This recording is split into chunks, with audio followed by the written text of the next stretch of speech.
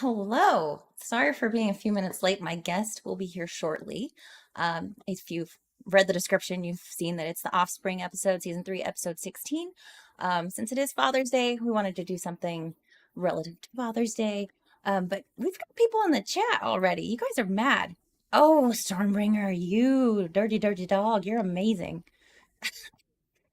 Gifted 5 subs or memberships. Is that what they're called over here? Um, Hold on. I have something new for Stormbringer because he brings it. Pretty epic. Thank you so much, Stormbringer. You've been amazing. And Charlie, are you dual tabbing right now? Does your daddy hypnotic know about this? Don't worry, I won't talk. Darth Loverboy, hail. Hail to the chuds. Absolute legend, Stormbringer. And Blast from the Past, Seattleite Jack, nerd is, yeah, late is acceptable here. I mean, it's a given. I'm a woman, don't you know? Not the new school kind. OG. D Nice Gamer, hello. Yeah, I mostly grew up on Next Gen too. My mom was more into it, but then I started watching TOS when I was a police dispatcher working the graveyard shift. So that one kind of grew on me too. But yeah, Next Gen is where it's at for me personally. But yeah. Oh man, how's everybody doing today? You can't see it. I know I posted on Twitter, but I got burnt to shit yesterday. Um, I was taking my concealed carry permit class that's required in California, 16 hours now since January. The state is so freaking stupid. I hate it here. And we've got SC Medic over on Rumble, and I can't bring you up, SC Medic. He says over here representing the Rumble ghetto. I see you this time. I'm learning. Okay. So StreamYard is supposed to show me all the things and it doesn't. So pop out chat on it today. But yeah, this is a really great episode. Not just because Father's Day, but it also ties into the first episode that we covered last month, along the lines of, you know, the moral quandary with AI and sentience and all the things. So this one's like a super wholesome episode, and it's like, but we figured it was fitting for today, and it was Tiny But Fierce's choice. We're working out a system. We're doing the show once a month, so it's we have some time to work out some of the, you know, the clunky bits, I guess. What else is going to Gun Club Dual Tab, Rumble Ghetto in YouTube? Thank you. See, now I was looking too much at the pop-out chat. I wasn't paying attention to the StreamYard chat. I am a mess. But if you've been here at all, you already know this. So, Van Dyne, how you doing? It's a good one. I think the next one I get to pick, I'll probably do more of a silly, a fun one. These are heavy, to be honest. But it's good. Yeah, yeah. I mean, it's a hazard. It's a hazard of being born pale. My pasty pudding can't handle 5 hours in the sun. I wasn't born for this type of life. 5 hours in the sun in the basically the desert. Get out of here. And I did wear sunscreen. For everyone's like, you need to put sunscreen in your bag. I did, and I sprayed, and I did a bad job. But 5 hours in the sun. Anyway, it does tug the feels. I watched it recently, probably a couple weeks back, and then I just rewatched it today because for anyone new that didn't see our first stream on Star Trek last month, I'm kind of doing what I've done with Flux on the Twilight Zone episodes, and and so because you can't play anything on YouTube without getting copyrighted, or copyright claimed or struck or the things, you know. So what I've been doing is I take screenshots throughout the episode, and then I do little blurbs, like a comic book style, to kind of like carry us through, walk us through the episode without actually playing the episode. And then there's talking points along the way. So that's kind of the format of this show. Yeah, I've been having fun with it. We've only done a handful of shows like this with Flux for Twilight Zone rewatches. And again, this is only the second monthly show of TNG rewatches, the Starlog Diaries. Let's see. I know all the OG Star Trek, but TNG not at all. Sweet. Well, there will be spoilers. So, but the episodes are like 40 years old almost. So it is what it is. Hopefully, it will just inspire you to rewatch it if you're interested. There's some really good ones. And, in rewatching it now in 2024, you can really like see how progressive things were in the 90s when now they're like, oh, like they act like everything's new and all of these moral issues and ethical whatevers. It's just all brand new. It's like, no, they were doing this 40 years ago. So it's like, but at the same time, it was Star Trek. They kind of present these dilemmas and, it's left for you, the viewer, to come to your own decisions about it. And like, but now that we're in said future with weirdness going on, I don't know. It's a whole different experience watching it now versus growing up on it, even up to like, what, 10 years ago? So it's cool. And yeah, I might just move to the North Pole and live in Igloo. I might just do that. I don't know. I stayed with a friend in Seattle for like 4 days, and it was like lack of sun was just so depressing. No wonder everyone unalives themselves there. Mm-mm. All episodes of TNG are heavy when you deep dive in the issues of the episodes. Yeah, I love it. I mean, you have the silly episodes, they kind of like sprinkle them in to kind of like not be a total downer all the time. And those get kind of ridiculous, like the Ferengi and whatever. I grew up hating the Ferengi, like hated them. And I was like, oh, quirky. Ha! I am such a doofus. John Cool. TOS and TNG, love both series. I would catch TOS here and there, but again, I was working graveyard and it was like the only thing on verse, and that in Night Court. So I got my fill of TOS. What was annoying was that they didn't air it in order. So once I'm like, this is actually pretty good, I had to go back and rewatch them myself. So it was cool. All cool. Well, that's why you're fail as a human. You've literally never seen anything from Star Trek. You are not. Get out of here. I haven't even heard from you in months. Thought a tornado whisked you away in the Midwest. Wait, Star Trek is Trump. I missed that one. Sorry, Charlie. I'm still getting my bearings. Like my stream on Friday, I'm probably gonna end up doing more of those solo streams because it's just kind of like whatever. But I had a lot of fun. A lot of you guys from Hypnotics chat showed up, dual tabbing it, and I had a good time. If you guys had a good time, I'll do it again. Maybe have some sort of a schedule at some point. Let's see. That was some men's in the chat. Mr. Scott, how you doing? Night Court is. I didn't know how awesome Night Court was until working that graveyard shift, and it was like the only thing on. I was like, I can get down with this. Ladies and gentlemen, bear with me a moment because I have no idea where shit is. The one, the only, Tiny but Fierce. Also known Sorry, as... I'm late. Won't be boxed. I just got out of the shower, so I was running a little late. It happens. We already covered that. Women, meh, I figured it would either be a woman joke or a Jew joke, but either way. Oh, hey, open season chat. No, we won't want to open that one up. This chat. No. Savages. Yes. How are you doing? All right. Ups and downs. Yeah. Yeah. I've had some pain today, but so far the pills are doing what they're supposed to do. Good. Love it. Well, hopefully that keeps up. And if we need to go off screen or do your thing, all good. So we can handle these ruffians. But yeah, so I was just giving a little blur because there are several, I don't know, many new people from over on Hypnotics stream. Oh, cool. If you're familiar with Hypnotics. So I've commandeered. I don't think I've ever streamed some him, of his. Yeah, he has an avatar, doesn't show his face. So yep.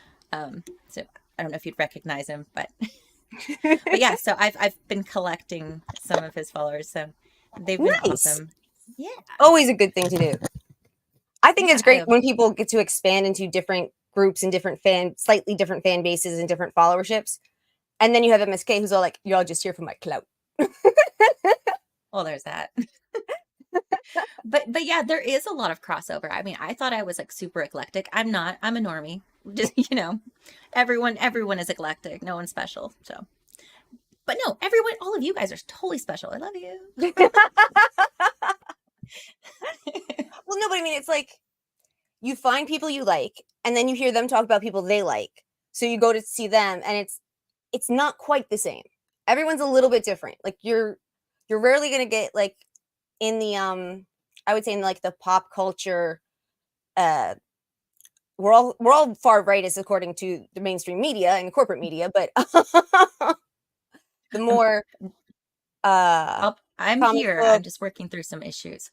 no Bear problem. with me. But the more like comic book and pop culture and sci-fi, fantasy, those types of people,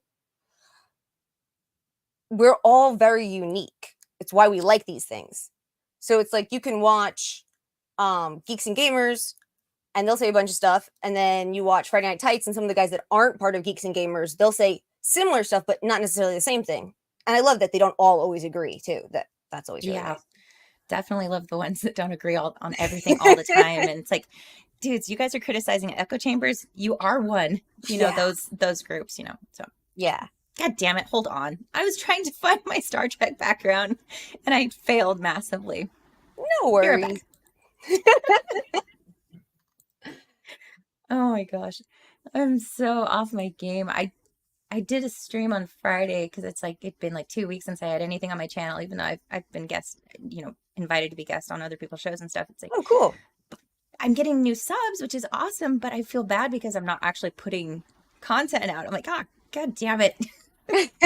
Well, that's Like, that's I a little love bit you. why like before the Vegas meetup, like everyone was like, "Come on, get it together, get your channel out there. You can do it." I'm like, "Okay, I will." And then I even paid for some artwork. I even went through a whole thing with that got very complicated and not quite what I wanted. But in the end, I learned a lot. But it's just I can't be consistent. It's just not physically possible with my medical condition. So Mm. I felt like, well, if I put a whole bunch of stuff out there and then I disappear for 6 months, that's gonna really the channel's just gonna die. But so I Do what talked you to a bunch can. of people in Do what Vegas you about can. it towards Mhm. the end of the week after they'd been around me a bit and kind of seen like, yeah, I can have a lot of fun, but I only have this much energy. um, You held out though. You held your own for the Vegas trip. That's Honestly, awesome. it was literally the best week I've had in almost 20 years, except one 4-month remission when in 2011. I I I have not been able to expend that much energy and have that much fun without immediate reactions from my system. I mean, I didn't stay out as late as some people, and I slept most of the day away, so I didn't do any of the daytime activities at all. It's hot in Vegas anyway. Who wants to do anything in the daytime? But no, the night, Sunburn. Sunburns happen in the daytime. You're better off sleeping. which I now have to know about. When I grew up, I had so much melanin in my skin. In the summers, I would get so dark. People thought I was part of the mulatto side of my family. Oh, And I started burning a few years ago, and I'm like, I never burn. Why am I? So I started doing certain research. Turns out one of the really important compounds that I take a lot. I used to get IVs of them and injections of it and everything. It's called glutathione. Most important antioxidant in your body. Your brain needs it. It's the reason why your liver can regrow. Super important for the lungs. All sorts of stuff. Except it eats melanin. So I have been literally putting skin bleach into my blood for 5 or oh 6 wow. years. That's insane.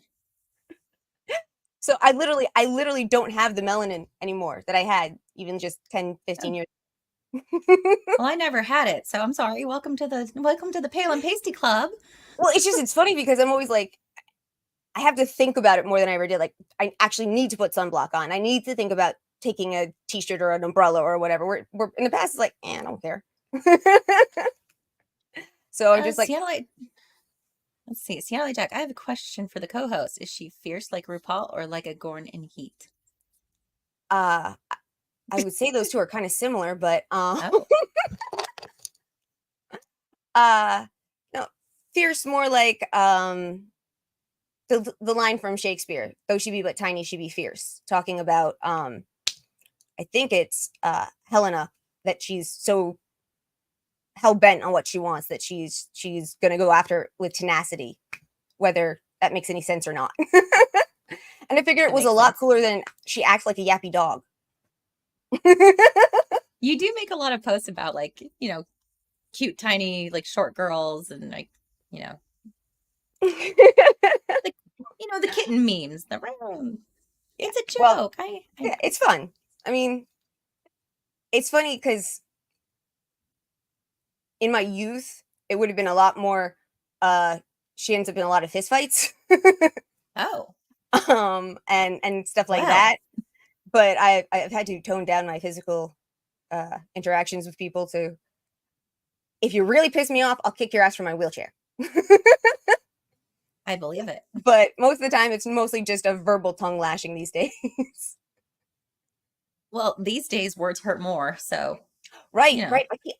Somehow I can't seem to remember that words are violence. Oh, absolutely. I mean, Actually, maybe not using the right words is also violence. So right, right. we're just a Words violent are people now. violence. They're not right words are violence. There was this limerick when I was a kid: "Sticks and stones might break my bones, but words will never hurt me." Cliche, not limerick. Sorry, cliche. I learned about like 5-10 years ago. Nobody says that anymore. Like they don't teach that in elementary school. Mm-mm. It's like you're trying to make people soft. You're trying to make them overly sensitive. That's not going to help them in the future. That's not going to give them a good life. Well, that's not the goal, right? Right. The, so What they claim is the goal. it's all in. Oh, yeah, Sorry, my it's okay. we'll see how well it turned out in the end to begin with. But my mom, who has spent decades upon decades teaching Microsoft Office, would not let me just put up the really crappy PowerPoint that I'd put together. She had to tweak it because this is what she does to make a living, and she couldn't stand me just doing it as basic as possible. We're basic. It's fine, but I appreciate the effort. That's awesome. So Thanks, Mom. she has emailed me a slightly spiffed up version, and we will see if I can make this work. Okay. Yeah, I didn't even know that you were making a slide because it's like I don't want to put pressure since Well, no, I mean, you did it last posting week, about and it it. made a lot of sense. And as far as you know, we didn't get any copyright strikes or anything by just using the stills and the words. So I kind of I did stills, and then I was like, we can comment on the side, and then figured we'd just go off on tangents like we did last time. Yeah, let's go. And you said you had something to talk about. Was that in conjunction with Oh, the right. episode, No, or no. did you want to address that All right. So beforehand? I'll say two things real quick. One, happy Father's Day to all the fathers out there, including mine, who I believe is watching right now. Hi, Dad. And I hope and was able to celebrate how important being a father is and having a father is. Uh, so that was the nice one. The second one is there was at least one or two comments on here, and there was some stuff that was put on Twitter last time about the fact that uh, if I'm conservative, which I don't even think I necessarily Oh, did, I was conservative, but if I was conservative, I shouldn't like Trek because Trek is progressive. And I just want to clear the air a little bit and goes, Trek has always been progressive in the sense of yes. progressing towards a better future, a more free, balanced future where where Maslow's like hierarchy of needs have mostly all been met so that you can be all esoteric or go be an explorer or find a frontier or whatever you want. But you don't have to. You have the option to, no one has food hunger. No one's illiterate, at least inside the Federation. Roddenberry was all about technology will bring us together and technology will give us a better future. That's what he was progressing towards. And he also believed in equality more than almost anything else. He believed in equality of all beings, not equity. Modern progressives believe in equity, and Trek does have a group that represents you. They're called the Borg. Thank you. Yeah, I was like, and you to gotta be take kidding me. I'm not gonna get into this, that you don't understand that Trek is for everybody and that it's all about positives and it's all about equality, not equity. and before you joined too, I was talking about how Trek was always progressive, in quotes, not necessarily the modern version or Yeah, definition exactly. of Not the modern progressive, definition. but there are parallels with some of the issues that we're seeing these days with issues that I don't think anyone anticipated 40 years ago happening No. to the extent that they are now. But at the same time, they presented those issues. They presented, okay, moral dilemmas, and then you as the viewer got to form your own opinion. They didn't Yeah, like shove it down your throat like it was you about making have you to believe think. this. It was Yeah. about making you think and making you question. Hmm. I mean, even when you go back to like TOS and the overly the top, like obvious ones, like he's white on the right side and I'm black on the left side. How can you say we're the same? And everyone on that ship going, "What is wrong with Right. you people?" And I mean, in TOS, they had the first biracial kiss, right? Yep, yep. The first Or biracial is it kiss on biracial? television. Yeah. Actually, Yeah. So, uh, I'm freaking blanking on her name, but the actress who played Uhura, she after the first season on Trek, she was thinking of leaving. She was like, "I tried it. It was all right," but and she went to an NAACP event, and Martin Luther King Jr. was there, and she talked to him, and he told her how much he liked the show, and she said, "That thank you very much, but I think I'm going to be moving on." And he said, "You can't." She said, "Excuse me." He said, "Your come show again. is one of the only shows that we let our children watch. You are a black woman who is an officer on the bridge." A lot of people don't necessarily know what that means, but to be an officer on the bridge means you're higher than almost everybody else in your same level because you're the one they want when shit goes down. Right. That is so important for the future of African Americans and just the future of this country in general. You have to stay there. And then she did. I always love Made that a story though. positive That impact. Yeah. this idea that it was for everyone in every way, shape, and form. And you can take it as just popcorn fluff. You can, or you can look at the philosophy behind it, or you can go super down the rabbit hole, crazy person looking at like Roddenberry was sending us secret messages and stuff like that. Well, there's I that. mean, There's there, always there's a tinfoil hat for everything. I mean, and there's a level of Trek for everyone. mm, At least up until 2009, I will not discuss it after that. yeah. I started watching like the newer movies and stuff, and I'm like, it's fine. It didn't feel like Star Trek though. Like, and so I didn't keep up with anything new. And to be fair, like the Orville felt more like Star Trek Oh than yeah. Oh, Star Orville was Trek. way more So Star Trekky. I And they want were more willing to Orville. look at things and give you and do questioning things a little bit with some of their stuff. They were Mhm. willing to say, "Well, we're going to say that this isn't right or this is how this happened, but you could easily see it other way." What was it? The episode of the Orville where the planet is out of phase with time and stuff, and Oh yeah. the XO goes down and she like heals someone and then she gets beamed up so that a religion starts about her and then they try to go back again and be like, "I'm the woman from that thing that you've been like being obsessed with for the last 1200 years. Don't get rid of this religion." And she actually convinces one of the priests. And they leave. And then the other priest called that priest a heretic and they kill him. So the religion continues anyway.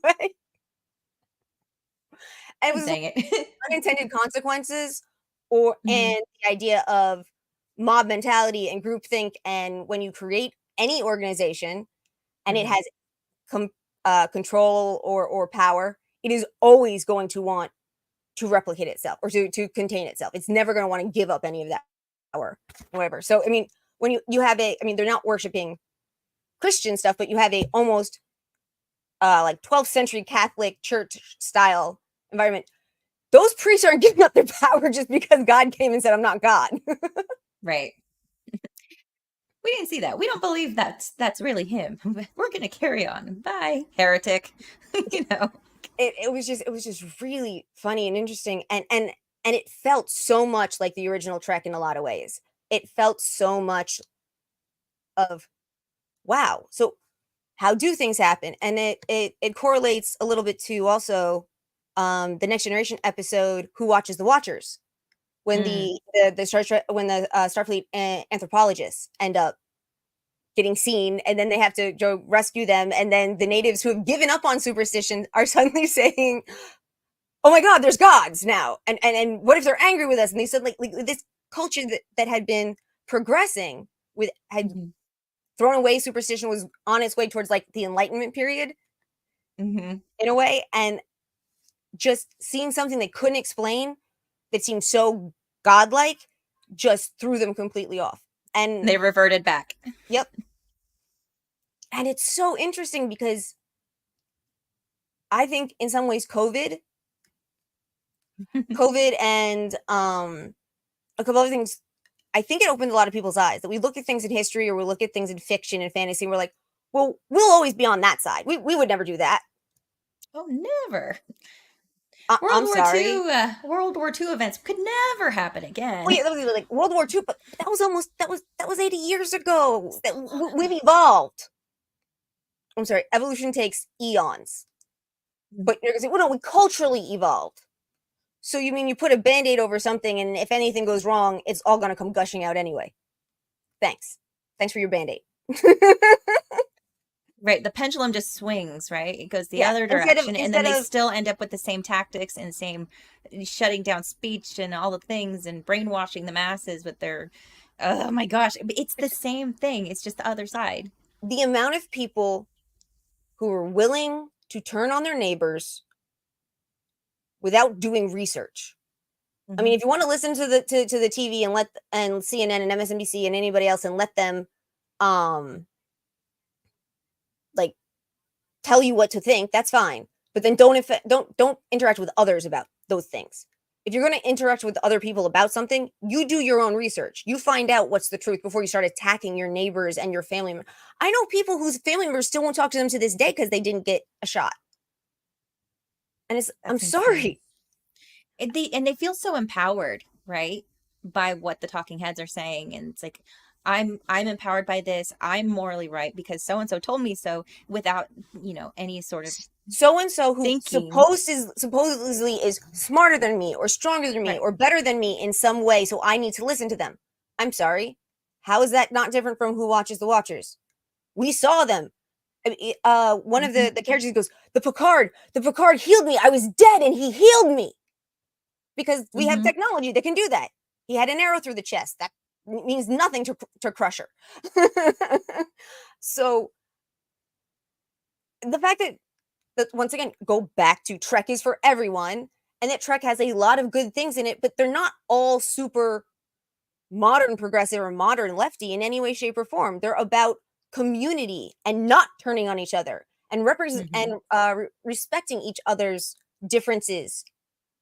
Just and I feel so bad that people say that diversity is our strength is a lie. The way it was done has definitely become a lie in many, many Oh ways. yeah. But in truth of fact, having diverse members with different specialties and different weaknesses and different strengths actually does normally make something much stronger because you can fill in for each other.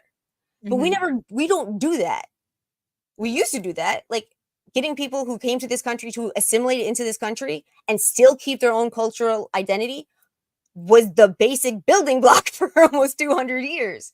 The whole But now melting pot suddenly, thing, it's enriching the culture, right? You weave it yeah, in, but you yeah, don't take over an existing land with what you left, what you exactly. fled, And right? you don't try to break what's here just Right. because you don't necessarily like it. You came here for a reason. Things are the way they are for a reason. Breaking it without like going into why it is just It's clown world. we're very bad at thinking about consequences and we're very bad at thinking long term, generally speaking, especially in the Mhm. West. And it's not like we haven't had decades upon decades of sci-fi and fantasy and of all sides of fiction warning us about these things. Dystopian future, for last I mean, however many actually, decades. They're not manuals, people. um, isn't isn't 2024 the time that Cisco and them ended up back in when they went back in time and they ended up in like a homeless city, the Bell riots? Do you remember what I'm talking about? I remember them going back to like Shantyland, So but I so don't Cis- remember the year and all that. so Cisco has a favorite historical figure, um, and he was a guy who helped a riot, but kept it from being violent, and supposedly did a whole bunch of stuff to help dissipate the dystopia that America was becoming in that way. All the beautiful, clean, shiny San Francisco with all the nice new tech and stuff, and then there was like a shanty town with a giant wall around it for like shoving thousands of people in there, and supposedly to hold them, to give them services and help, which never come. Right. And they So get sent back publicly in they time. say it's to give them help, and it's really just get them out of our sight, kind of a Yep, thing. out of sight, I out have of to mind. revisit that. And they go back in time to this point because something else happened, and he's like, he's going to get to meet Belle, and he's so excited. And in the end, Belle gets killed, and he has to do everything that he remembers from the history book Belle doing, calling himself Belle. I need to revisit Deep Space Nine. It's been a long time. It's But good though. the point being, that was a long tangent to say that there's an episode where I think it's actually 2024 where we start just shoving people into little mini cities to get them out of the way. Oh, Fun Diane says it's 2028. So 2028. Okay, we're not far away. Yeah, I wasn't too far off. Very close. And yeah, the thing is, if anybody keeps voting today. for Gavin Newsom, then it'll keep. Ew. We will get there eventually. I hate that man. I hate him so much. Charlie said, "Here's a good rabbit hole. Prosopometomorph. Prosopometomorph. Can you take a stab at that? Morphopsia? We'll go with PMO. Prosopometamorphosophia. We got this. Also known as demon face syndrome, is a rare neurological disorder that causes people to see faces as distorted or demonic.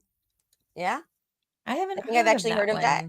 And there's another one where you literally can't recognize facial features. So like a guy can look at his wife and he can't recognize who it is. Like a real case of it? Yeah. I haven't seen one, but I've heard of or I read about. When you end up as sick for as long as I am, you end up falling down rabbit holes of diseases you don't even have. Well, thanks, Nafu, for the reminder. We don't get to Star Trek until we've suffered the great atomic horror. Yes, that is the one problem, that if you follow the Star Trek timeline, you do have to have a World War III that is really pretty nasty. Really. Then again, technically, the eugenics wars were supposed to take place in the 90s, so I guess we're okay. I don't know. Bearded says, I met a woman with face blindness. Yes, that's what I'm talking about. Face blindness. Oh, go on. It's a neurological thing that they cannot recognize facial features, so everyone just looks like a stranger. It's weird. I can't imagine, like, especially if you were an extrovert or whatever, naturally, like, to need to seek out the company of others and not be able to really see them, to know them as individuals physically. Like, no familiarity visually. I mean, I think they try to like learn people's voices or something. Like there's some type of tricks they do so that they know their family members and certain other things. But I can't imagine looking at my mom and not seeing my mom, seeing just a random stranger standing there. That's amazing. Scary, but amazing that it exists. Yeah, the human brain is unbelievable. And we know more about the dark side of the moon and the bottom of the ocean than we do about the human brain. As far as neurology, we've all obviously. Exactly. We have all these neurologists and all these specialties, and they're just barely getting into things. And it's so funny since I've been sick so long, getting to see how certain things have changed from what's obvious medicine or obvious knowledge. Mm-hmm. And it's just, so, I mean, most people don't even know this happened about 3 or 4 years ago. Okay. I'm very bad with time since I was sick, since I don't do anything but go to doctor's appointments and sit on my couch. I think it was only 3 or 4 years ago, but in the recent past, they changed the official perfect temperature from 98.6 to 97.6. Really? And there's a whole bunch of other things. I've always been 97.7, and I'm like, I'm always low. What's wrong with me? But I was always like 97.1. But okay. But yeah, and that's the thing. There's a huge fluctuation in what is normal, natural for a lot of humans. And there's a lot of other things that are going to start changing over the years, because it turns out all of those the groups of people like 25 to 30 or 40 or whatever, or all those things for calcium, magnesium, for everything was basically done to figure out what is the optimal. It was done on college campuses in labs. Do you know who the 98% of the guinea pigs for all of these labs are? Young, healthy, white males.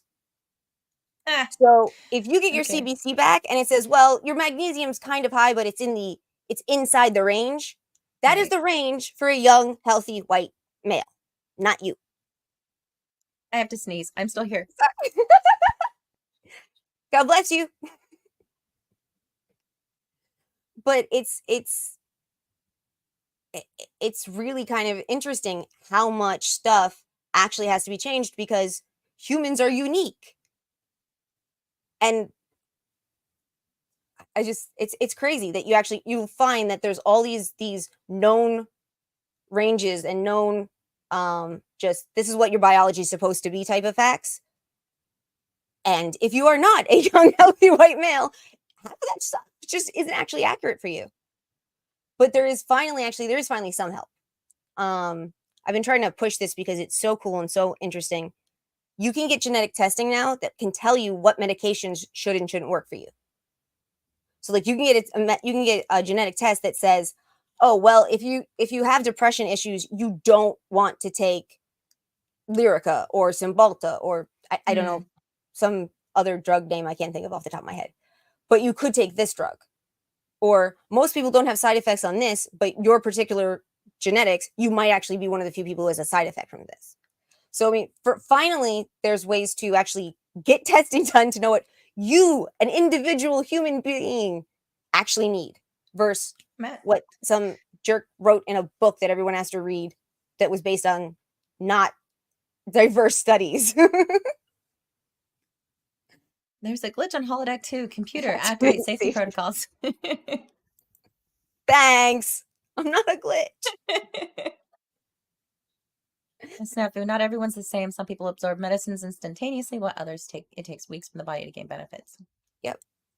And also just your resistance to certain drugs or your effectiveness. I mean, I was on before they started taking everyone's painkillers away, I was on a fentanyl patch with breakthrough pain meds. Really? Mostly what I would take in a regular day would put 200-300-pound truck drivers into a coma. Wow. But that was what my body actually required to be functional. How long were you on that, if you don't mind? Close to 10 years, almost 10 years. Holy crap. But I was on a patch, so if I was Mhm. starting to do better, I could actually cut the patch down so I got less of the drug. But no, yeah, I mean, it's genetic. My dad's super resistant to anesthesia and therefore all painkillers. He actually made a surgeon shat himself in the OR because he was supposed to be under, and he wasn't yet. And the doctor didn't check to see if he was under, and he picked up the Oh scalpel and no. was about to cut Oh into my no. dad's foot. And my dad went, "What the?" And the surgeon went, "Ah!" and literally shat himself. No. I believe that's a story. I think my dad's watching. He maybe giving me a phone call later going, that's not how that story went, but that's how I remember the story. That's the story. That's the official story. That's what we're rolling with. That's our Holy crap. headcanon for today. Oh man. Did you want to share your screen or Oh, did you right, add right. it to? Sorry. We keep Oh, talking and no not doing what worries. we Oh no, came we're here to chatting. do. Okay, give me Oh, 1 second to good. make sure I can figure this out. Now you start to my Okay. avatar. All right. Well, let me take care of the Rumble chats because they don't pop up on my StreamYard. We have SC Medic saying that he's special. That's why they gave him a hockey. Is that why they gave him a hockey helmet? SC Medic also said his sister, the elementary school library assistant, lectured him about COVID/airborne diseases, and he's a medic, so that I'm sure that went over really well. Yeah, And I bet. oh, he says he was the infection control officer for all of the county agencies for 14 years. Oh, I'm sure that went really well then. Wow. And Yeah. Yeah. That doesn't sound fun. Brick Rockwell. That's a tongue. Okay, so He's a good guy. my my little bit of I blame it on my little bit of Asian that I am, my 20% Korean or whatever, 19 if you want to get technical. But my L's and R's swap sometimes. So Mm. Brick Rockwell, that's a little bit of a tongue tire for me. I mean, I'm not as bad. I don't say like raff out loud, but those R's are really pesky sometimes in words. Genetics. I can I'm I blaming genetics, not just general like special. Like I should wear a hockey helmet. Uh, yeah, Brick Rockwell. Good lord, it was a city which forced people to live in homeless camps. The DS9, Yes, that's what it was. But it was like and a whole city of homeless encampments with a big mm, wall around it. uh, Juan Donata says it looks like the Tron episode. That was a cool background. I know that StreamYard allows for like moving backgrounds. I'm like, I'll try it out and see what happens. It kind of reminded me of like the Borg a bit. Yeah, I can see that. And also, Juan Donata says, "Is it V-neck night tonight?" I It's always V-neck night. What are you talking about? it's always V-neck night. It's always tank top night. I just haven't like gone tank top mode yet because the room hasn't heated up. The office, because of computers and stuff, it gets warmer in here. But I have the fan going, so maybe I'll actually keep my clothes on this time. We'll see. Oh, I am radiating heat so bad. Oh my God. Okay, I think I have it right now. Hold on. Jay Lee got Libby. Tiny is stuck in the cube. Go through the hatch. No, wait, the other hatch. And Vault-Tec CEO 111. I have ADHD, so caffeine really doesn't affect me too much, and I can do high amounts. My mother is allergic to it and gets hyperactive. Yeah, I can't have too much caffeine. I get weird. Let's see. I'm slightly ADHD, so when I have coffee, sometimes it actually it calms me down. Interesting. Yeah, like my husband on Vicodin, he's like super hyper and like feels amazing. Like anything like that for me just makes me super tired and I just want to sleep. Gotcha. It's weird. So, That explains the flat face. Yeah, well, I had a friend, she was Vietnamese, and we were hanging out. We were at the mall back when people used to go to the mall, so it was a long time ago. And we were sunglass shopping, and she put these heavy Dolce and Gabbana glasses on, and they just kept sliding down her face. And she had a British accent. She was so freaking cute.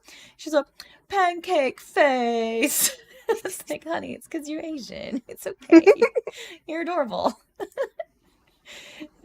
Maxi speak like the Max Mula. Yeah, sometimes.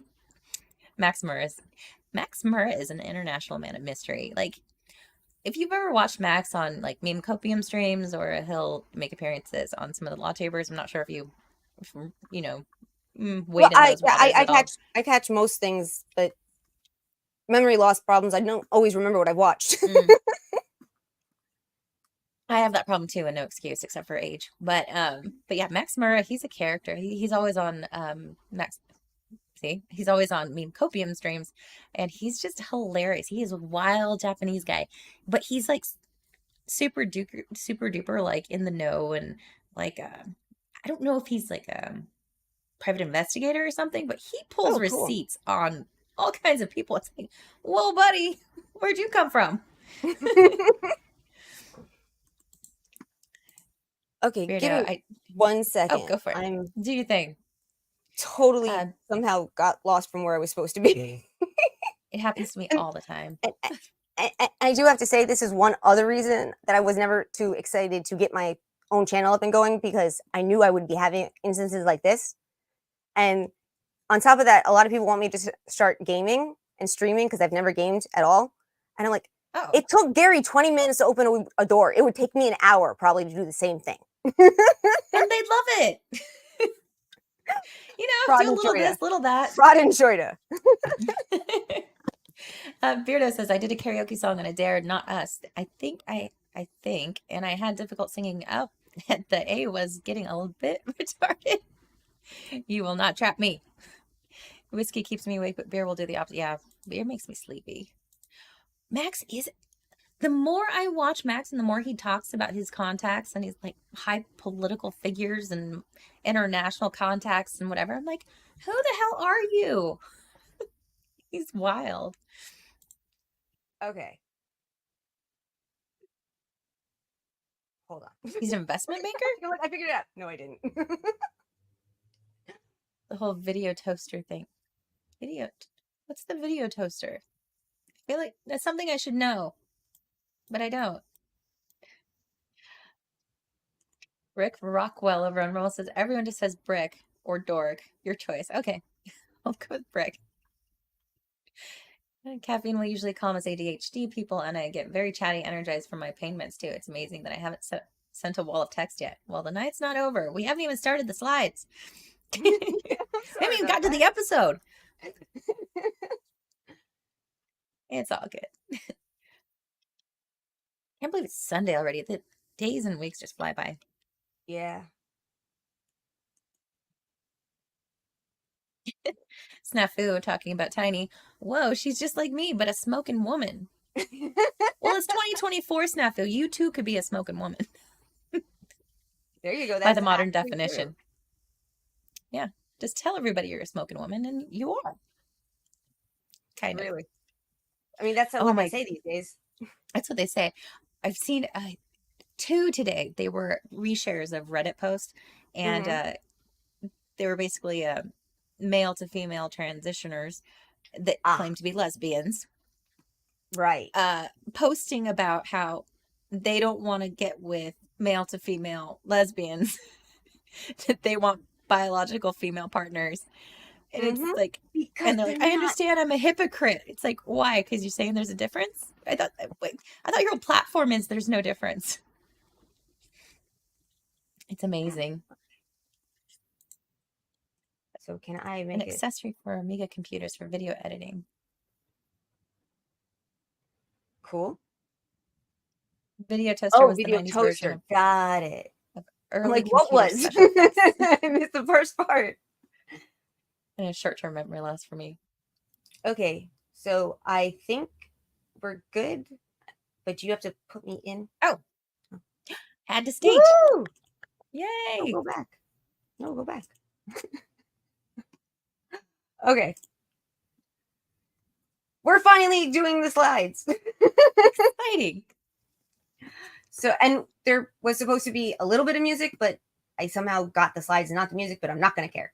We found a version of the Star Trek theme done with handbells. So they couldn't get us for a copyright because it wasn't the original. Oh, with handbells. Maybe next time I can use it. Something to look forward to in July. Yeah. So season 3, episode 16, The Offspring, we decided to do for Father's Day.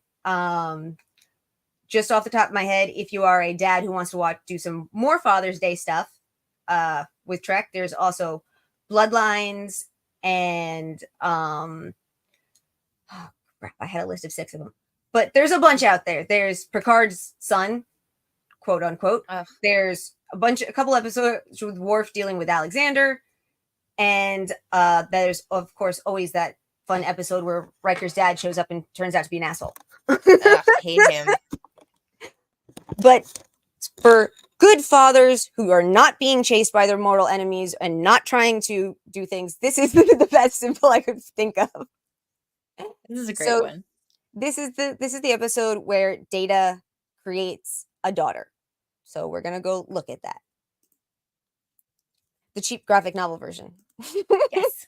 You mean awesome graphic novel version.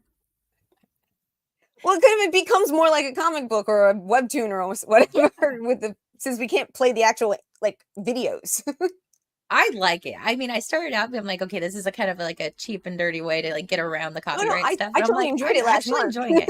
Yeah, because I mean, it keeps us instead of just totally oh, I remember this part, It's like there are points all along the way that I've liked the format. So yay, I'm glad you like it too. So Riker's away on personal leave.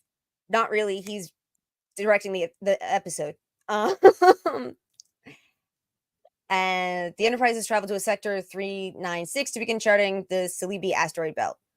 Which there are Trekkies I know who actually would care about that, and they've got maps in their heads of these things. I'm not one of them, so I'm just cool, whatever. Sweet.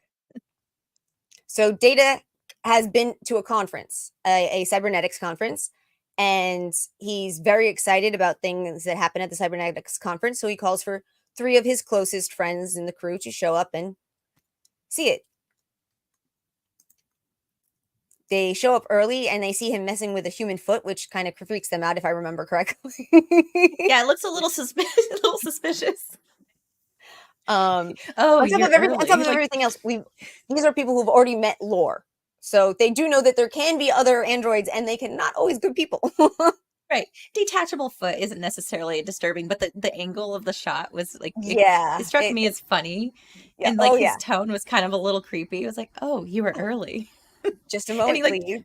shuts the Yeah, I think like the director probably actually had the camera guy like hit multiple angles to figure out what would be the creepiest or Mhm. most off-putting at the very least. I've invited you here to meet somebody. And they're also Very like, why is it so mysterious. mysterious? What's going on? Oh, Ta-da! It is an android. doesn't he remind you, or it doesn't it at this point remind you of, I think it was Chris Atkinson, one of the American Idol from like 20 years ago finalists. Because I haven't watched American Idol since then. Oh, I'm gonna find it. I never watched it at all. I watched one season when I was at Texas A&M because there was a Texas A&M student in the competition. And we were all, Oh. and if you were in the Corps of Cadets, we were all ordering our freshmen and sophomores that they had to call in and vote. I mean, mostly upperclassmen did too, but it was like we actually made it part of their duties and training that they had to vote. It was fun. Eh, all But I right, don't I'll know find anybody's it name who was later. ever on it. So It's pretty uncanny. Just put some like, you know, scarecrow looking kind of like yeah, bleach blonde hair on top of it. Looks just like the guy I'm thinking of. I got the name wrong. Anyway, moving I on. gotcha.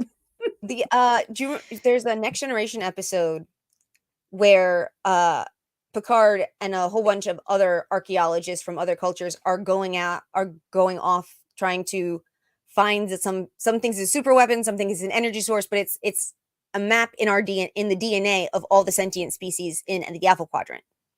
Mm. And it turns out, and they finally get there, and all it is, after going through having to get all the DNA from everybody and figuring it all out and mapping it, they get to the place, and there's no weapon, there's no energy source, there's just a holographic recording, and it's a person who says, "We went out into the universe, and there was just nothing, and we were so upset by this that we went to all primordial planets that were capable of producing sentient life, and we sprinkled our DNA into all of these different worlds. So you all may be very, very different in the way you look, and maybe very different in your cultures, but you are all connected as you're all part of us." And that being looked a lot like this. I mean, Interesting. it was white instead of copper or bronze, Mm. or I'm not even sure what color that's actually supposed to be, but but they had very Some pale sort of skin, and fleshy they bit. were taller and a little bit leaner, but like that whole neutral facial like that could become anything, if you know what I mean. It could be Mm. a Cardassian, Yeah. could become a Klingon, could become a human, could become a whatever. It So has this, the basic building blocks yeah, for a and multitude of I don't think I ever species. actually recognized that till just a minute ago. That was like, oh, Lal originally looked just like these primordial beings, bipedal beings. Whatever, tangent. Vault Tech said, when I was in fifth grade, I sent a fan letter to Will Wheaton, and got a response. Now, yeah, Yeah, he looked, as a teenager, he looked like he would turn out better, but yeah. Well, and there's some people that they've got a really cute baby face when they're young that makes them look attractive, but that baby face doesn't age so well. yeah, yeah.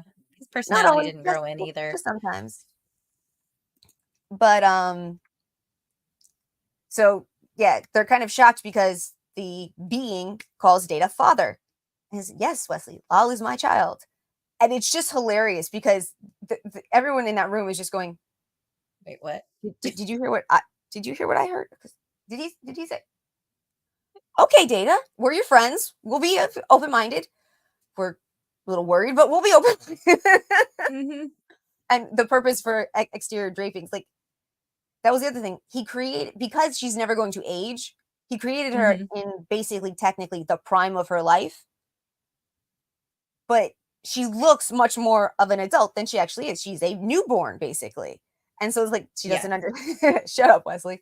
She doesn't understand clothing. She doesn't understand all these interactions that a newborn wouldn't understand, but you expect someone who can walk and talk to be able to understand.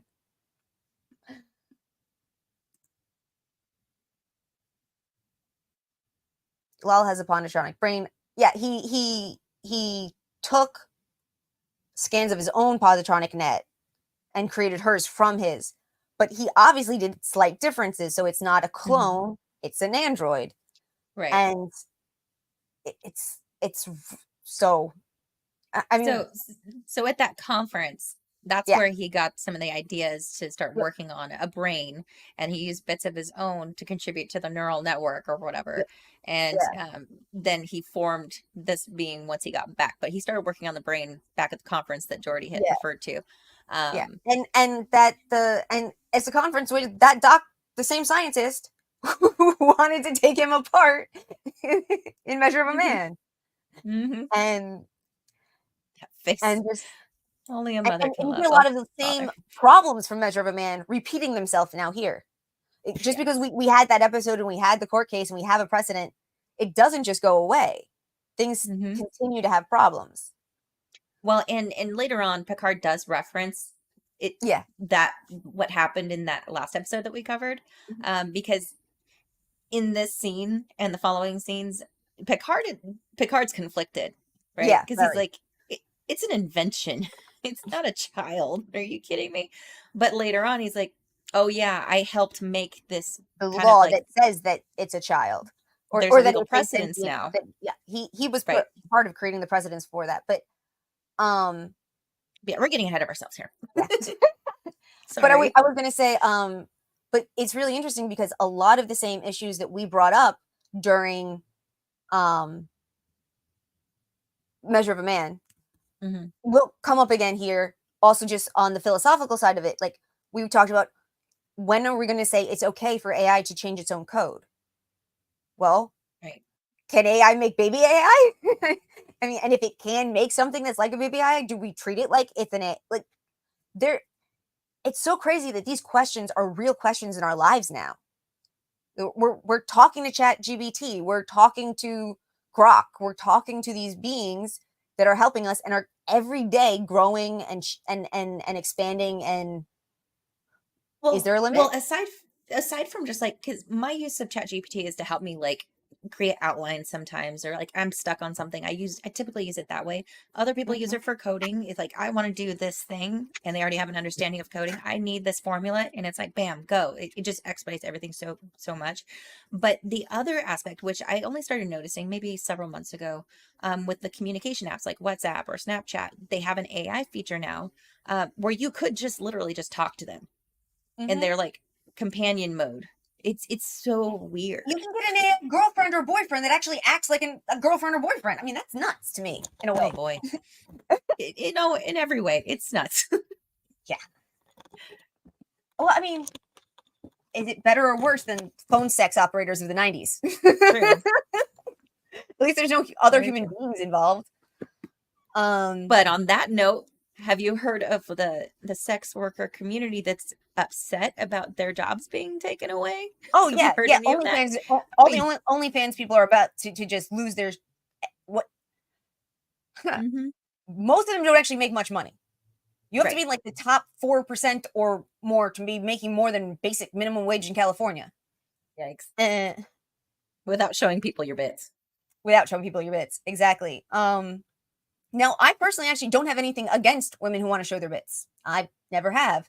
As long as they want to show their bits and the people they're showing their bits to listen to any and all rules and instructions about said bits. Yeah, you and I are both on the same page as far as like being allowed to do things. Who's Yeah. the arbiter? Who's in charge? The government? No, thank you. Yeah. I mean, and I've bartended I bartended at a couple different strip clubs during college, so I was like, most of these. I mean, are there some cliche dancers out there? God, yes. Oh God, yes. But I've met so many women who were literally just making money for the future. I mean, I knew one girl. She was a Playboy. She'd been a Playboy centerfold, and she was 6 foot without her heels on, long blonde hair, big late '80s fake boobs, giant blue eyes naturally. She was a walking Barbie doll.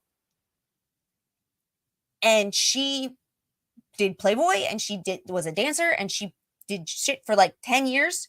And then she went and bought Mhm. like a freaking 40-acre ranch somewhere in Pennsylvania, and at the age of 30 was able to retire and have like goats and cows and shit. And I'm like, I mean, don't hate the player, hate the game. But exactly. seriously, good grief. I mean, So actually, don't hate the game, hate the players on that one. whatever. Yeah, I get what you're saying. Strike But that, reverse it. and I'm not even sure what took us down the tangent of showing your bits. Oh, AI and how things are changing, Right, and right. Because AI OnlyFans is girlfriend. going to disappear, except for maybe the top earners who are going to be the niche of it's a real girl. Because Right. most of what they want, you go to OnlyFans and you're looking for a girl that fits your type, or guy who fits your type or Or whatever. guy.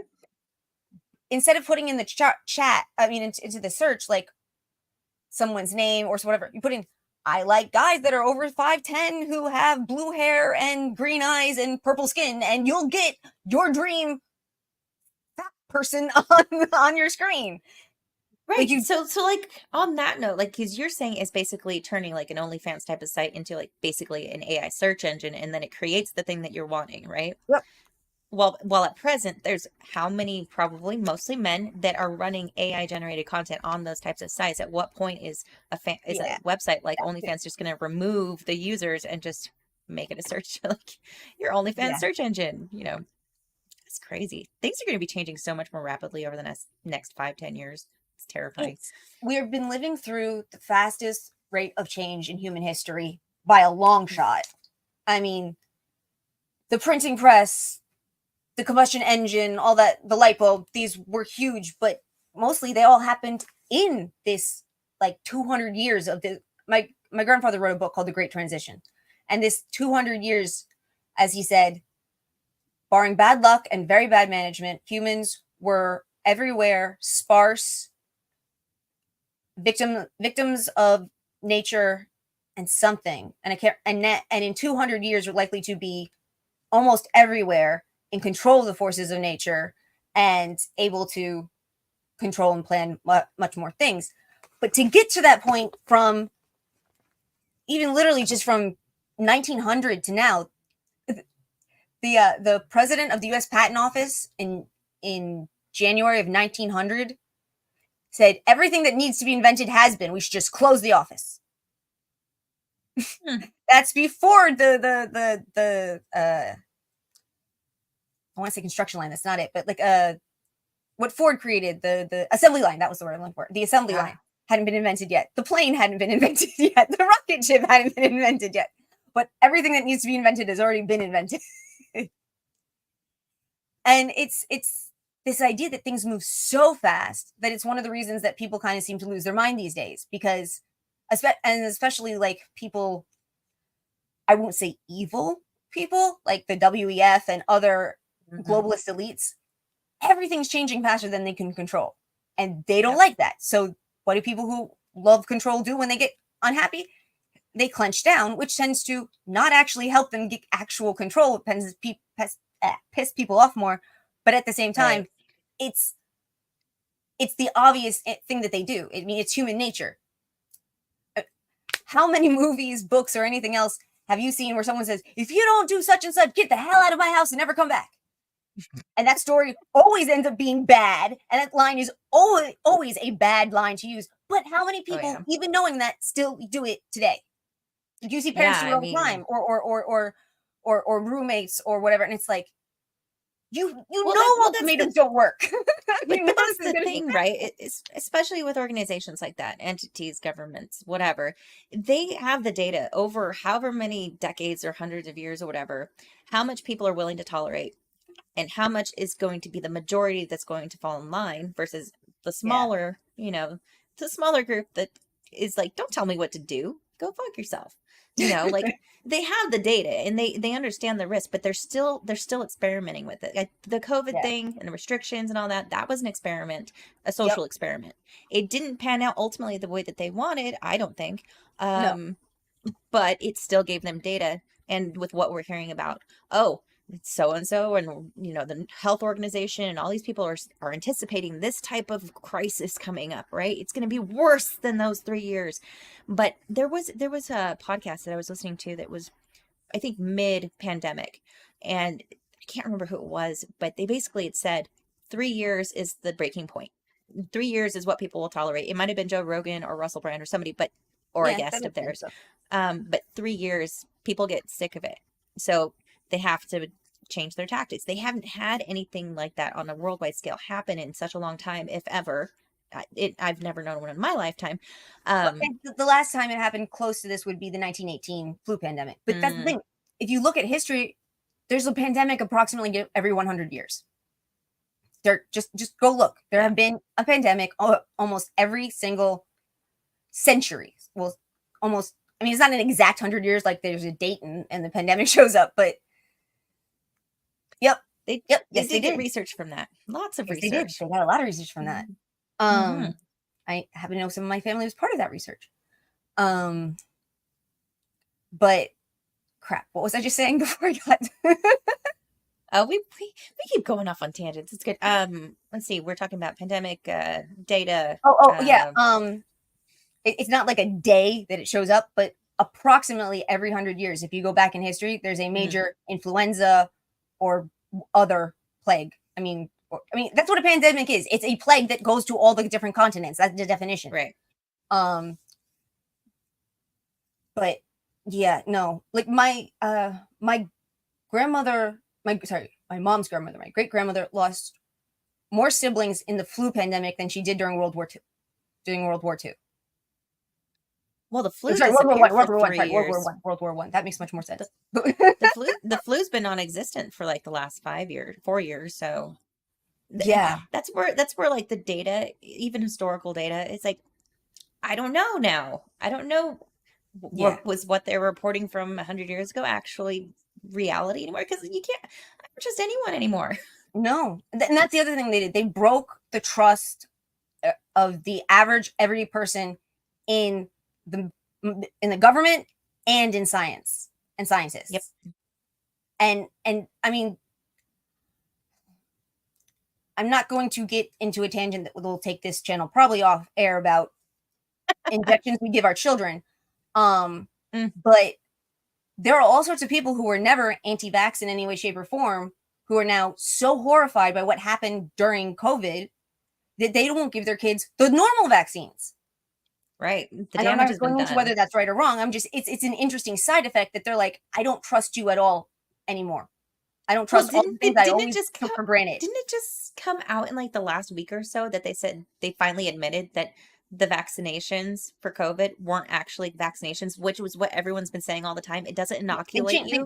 They specifically tried to change the definition. And since it was the official definition changed by the NIH, they thought that they could cover their asses with it. Except, if I understand correctly, the language for them to have immunity was vaccine. And so since what they made was not an actual vaccine, they're no longer immune. They should no longer have immunity, and we can start suing. And I really hope that that's true. And I really hope that a good lawyer creates a class action. My mother had an adverse reaction to the vaccinations. Yep. Still will not say that it was bad. She questions whether or not she should have gotten it this many years later, but she still has problems. But she's still brainwashed by the media to not full on go, that was bad. It's like, it was bad. Stop. I have an autoimmune disorder and I'm severely immunocompromised. I have been studying this stuff for 20 years because it's my life. And all I could sit there and go, none of this makes any sense. None of this doesn't make any sense. It's not connected to anything. And now that they're sitting in front of Congress going, oh, well, the 6 feet was kind of arbitrary. And, well, we know that masks can't really. And it's like, yeah, everything was a lie. Yep. And it's so funny now that people who still wear. I'm gonna let you keep on ranting. I'm gonna step away for just a couple minutes and be right back. Okay. So I guess I'm ranting. Hi,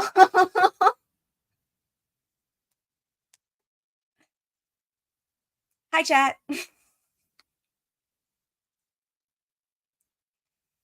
I get very angry at the CDC and the NIH for my own personal issues and what has been done to my own personal diseases by the people there.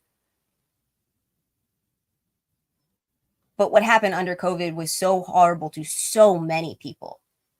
I like to think it will some people up to the corruption that is happening in those bureaucracies, especially the revolving door between the boards of directors of some of the biggest pharmaceutical companies and positions in the FDA, because the FDA hasn't done its job for decades. We should never have had half the food illness stuff that has happened in the last few years, the amount of vegetables that have been allowed to be contaminated, a lot of problems that have been allowed to happen on farms, the fact that they're trying to take small people's farms away so everything can be large and corporate. That's not protecting the American people for food and drugs and all that stuff. I mean, the amount of drugs we have on the market that have black box warnings. A black box warning means this drug kills people, and we've already been sued to the point where we had to admit that our drug kills people. But what if we have a flowery commercial where everyone's skipping in the park, and we'll just read past those, side effects and potential, and death. Yeah. We'll just gloss over that part, and everyone's having a great time at this picnic and laughing. Take the drug. Yeah, exactly. I mean, they were still giving Cipro out like it was candy in ERs for any type of infection, when it's designed to fight a brain infection. It's an antibiotic that actually crosses the blood-brain barrier. So if you have a brain infection, that are almost impossible to cure, you actually have a chance. But you don't give it to someone for strep throat or UTI. And that's what they were doing, like left, right, and center. And it was killing people, and it was causing snapping of the Achilles tendon and severe damage to the legs. And holy shit. My mom was put on it for less than a week, and it took 2 years before one of her legs was back to normal. She's on it for less than 2 weeks, and it took 2 years to get back to normal. But yep. Oof. Hydroxychloroquinolones. Yep, they literally, yep. I'm sorry. Oh no, yeah. We're tag teaming. There's God, there's so many different subjects that I can literally go from here about that I get very passionate about, but we should probably finish the episode. Let's continue the episode. I'm sorry if I do too many tangents. We're all having fun. No apologies. That's all that matters. Hey, Keebler. And I think actually one of the next lines by Data is just, and I think Brett Spiner said it so well, and it was so straightforward. I have not observed anyone else on board consulting you about their procreation. Right. Oh my. It's funny because he doesn't have any stank to it because he's an android. But exactly, there's no emotion behind it. So it's like he does this unbelievable own that he doesn't even realize he's done, that makes it better.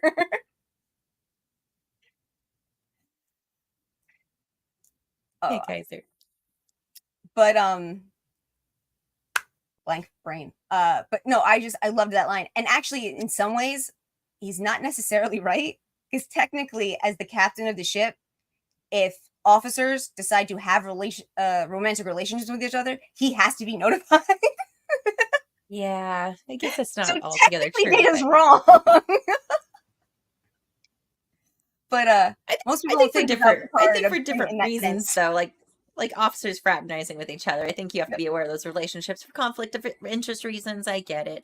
Or actually, you know what? They have families in the saucer section, right? Mm-hmm. So are there regulations? I don't know. Maybe. I think there should be, because there, population limits for the aircraft, or spacecraft rather. Yeah. Somebody out there knows the answer to this. There's an episode of TNG where he falls for someone from one of the science officers. I think she's a geologist or something interesting and strange. And he starts to have a relationship with her. and then is looking at all of the problems of being her commanding officer Yeah. and the problems of the relationship. And at the end, there's a horribly dangerous mission. She's the best person for the job, and he doesn't want to send her because he knows there's a very high potential that you'll save the day, but you'll die doing it. Right. And It's a so, problem. yep.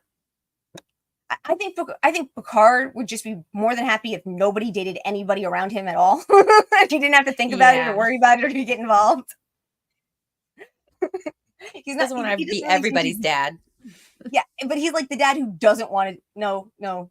Like, when something goes wrong, you can call me, but for this, no, I don't want to be involved. I don't want to know. I don't want to have any say in it whatsoever.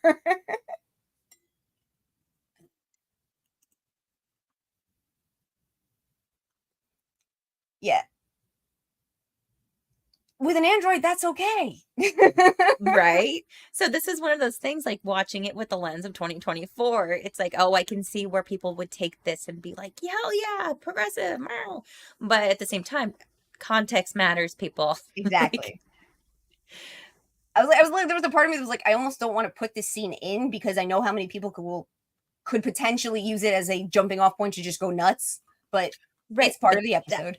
But what we are experiencing now didn't exist in 1990. Yeah, exactly. No, exactly. Which is why the scene was perfect at the time, and it wasn't. I wouldn't set anyone else off. Now it could set people off in either direction. Yes. Yeah, context really does matter, no matter what other people say.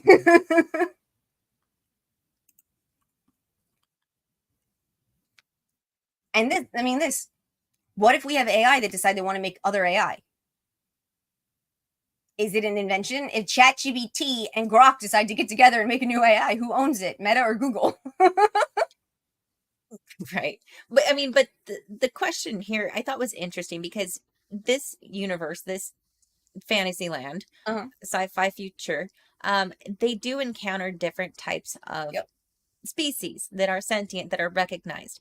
Mm-hmm. If we apply what we know to ChatGPT or Grok, it doesn't really make a lot of sense because we haven't extended beyond humanity to accept that there's sentient beings outside of humanity. So it's a little bit potato, but I get where the parallels could be made. Mm-hmm. No, absolutely. But it's worth the questioning. Always worth the questioning. And I mean, eventually it's not only going to be AI girlfriends and boyfriends. It's going to be there's the potential for there to be AI everything, AI best friend, AI children for people who are. Wasn't Elon Musk just promoting his robot guy? He's like, it can be anything. It can be your partner. It can be your babysitter. It can whatever you want it to be. So it's already being introduced now. Yeah. So it's not even a what if, it's a when. And that's with these AIs that are in many ways very primitive still. They haven't become what they have the very high potential to be. And it's just as we get closer and closer to that, where's the line of sentience, more and more questions are going to come up. Optimus is Tesla's AI? Yeah, that's the name of the robot dude thing. Oh, okay. Every time I turn around, some other company has an AI and it has a new name. Yeah, it's the one that moves weirdly human-like. Like it's freaky. And then it's like he's going, it could be your babysitter. It's like who's gonna, and I know there are people that will, who's gonna experiment having basically a robot, AI powered robot, watch their infant. Somebody's gonna do it.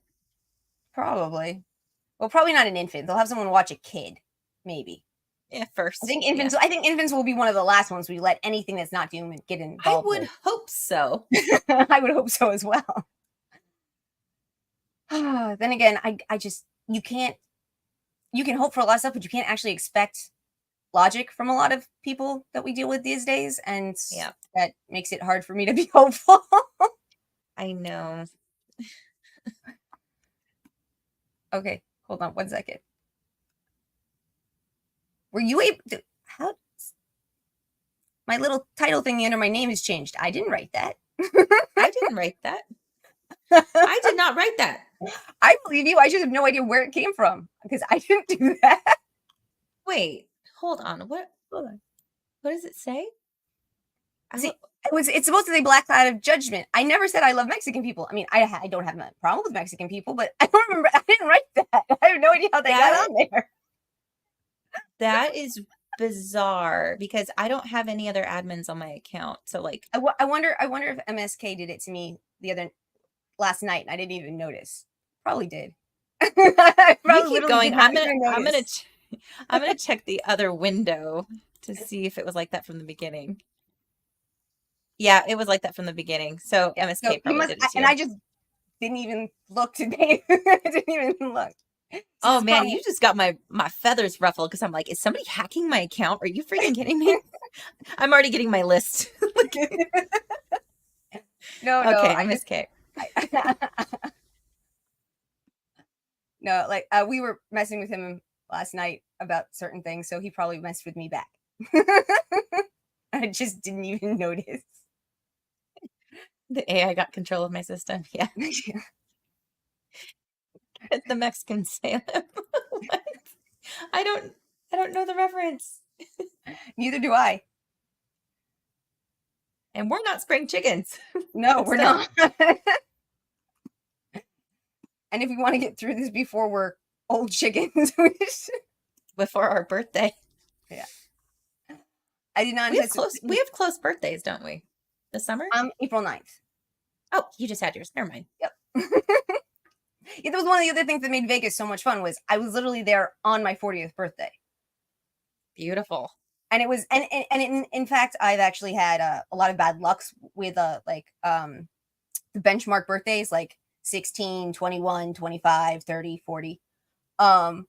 So I really I was thinking it'll be really cool. My birthday present from God is I get to meet all these cool people. And then I went and then I had so much fun and it was so amazing. It was literally the best birthday I've ever had in my entire life. Like, how much better of a gift? I mean, you said it's been at least 11, how many years that you felt that good for so long? Yeah, to be able to enjoy it. There was an endocrinologist years ago who was looking into what's wrong with me. And he thought that one of the reasons that people like me get the extreme levels of pain that we get is that our brains aren't producing endorphins correctly anymore. Like life hurts, literally just the growing of your muscles and your bones, the shedding of cells actually hurts, but most humans never notice it because we have endorphins that block our sense of pain unless it's something important. Well, if you're not making endorphins, then you're feeling all of those pains. And then if you have other pain conditions that can be triggered by physical or mechanical pain, then you get neurological pain. And he was convinced if you could raise the endorphins that these people wouldn't need nearly as many painkillers. And when I was in Vegas, I was full of endorphins and did not need much of my painkillers. And I just had more energy too. I was just able to do things. And it's because, I think it's because I was talking to Professor Savage that I felt so safe. I felt safe. I felt like I had tons of people around me who understood me, who knew me. Devil and Dermy were so nice to make sure that they kept my wheelchair in Devil's mom's van so that anywhere we went, I could feel totally comfortable. And if something got bad, the chair was right there. I didn't have to have it with me because it was close by, if that makes any sense. Yeah. And just so much joy. That's what Vegas was. Vegas was all joy. And it just, in some ways it kind of sucks because then I come back to Southern California where there's me and my mom and my doctor's appointments. And that's about it. Except the streams like this. And these are great. Yeah, these are great. And they definitely have helped me in the last year or so being on the streams and getting to meet people and interact. But it's not the same as that was so amazing to have everybody together. I'm actually, I fingers crossed, scream out to the chat. Anyone coming to Comic-Con in San Diego, I'll be nearby. When is Comic-Con San Diego? July 20 something. Okay. Well, hit up Tiny.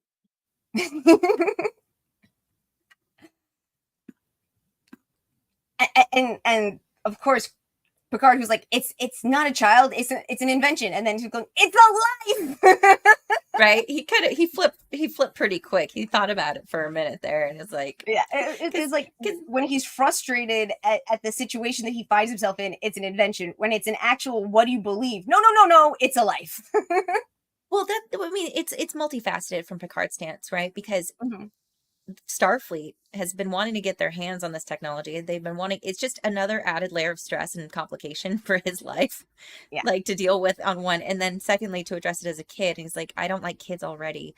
And I don't think that this is a kid because it doesn't count. Oh, wait a minute. I helped make it a rule that they do count if they're sentient. Exactly. But Data is so emotionless, right? He's Data. Yeah. I didn't anticipate there being any objections. Do you want me to deactivate? It's a life. What are you Yeah. Yeah. talking No, you about? don't. Yeah. You can't just And deactivate a life. Though and what I liked technically, about lore. oh sorry Um. oh yeah, but what I liked about this part too Mhm. was admitting it's a life. You can't just activate and deactivate whenever you feel like it or whenever it's inconvenient. It's like, okay, Mhm. now it's a life, we have to deal with it. So anybody who is like too focused on the progressive nature of a couple of the other things that happened earlier in the episode, or Yeah. statements or references that you're applying to 2024, not when it was made, Yeah. this takes you right back. So no matter where you land on the spectrum of political, opinions, Mhm. it's like you said, it's for everybody. There's a little something for everybody. Question everything, and I like the pullback to, it's a life. You Yeah. can't just deactivate. We have to deal with it now. So now, from the rest of this, we have agreed we have a child. Now, what does that mean about raising a child? I like. I love how she's just pointing to every different person as she goes, which is what a kid does. Like a kid learns something mom has glasses, and she puts on her glasses, and you go, oh, and then like he has glasses, and he has glasses, and she has glasses. That's what you do when or you learn something or new. they see a picture book of something that they've never seen before. So it's Yeah. it's a dump truck. Then they see a dump truck in real life. Dump truck. Like they're Yep. really excited about it. Exactly. And it's funny because Diana, she's getting to like just see all of it, and it's just the smirk on her face. Like she's just having a lot of fun with it. Hmm. Watching everyone else be slightly uncomfortable and not know what to do, I think is actually making the empath happy. I know, right? Yes, Alt I tech, know. ew. We both know Ew. it's an illy state. We're here. Leave us alone. The state's fine. The people are awful. Well, But yeah, in certain cities. It's yeah. a But big as long ass as state, people. It's yeah, as long as huge. you're not in the cities, it's not so bad. Though there are Yeah. still laws I could live without. Made by people in cities. Mm-hmm. They suck. Especially people with plastic hair. Ugh, gruesome.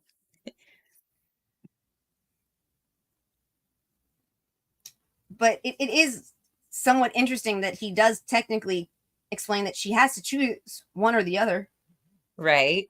I like that too. No feelings, just facts. And children are not androids, so you do not expect children to access sexuality level 2 when they're in elementary school. Right.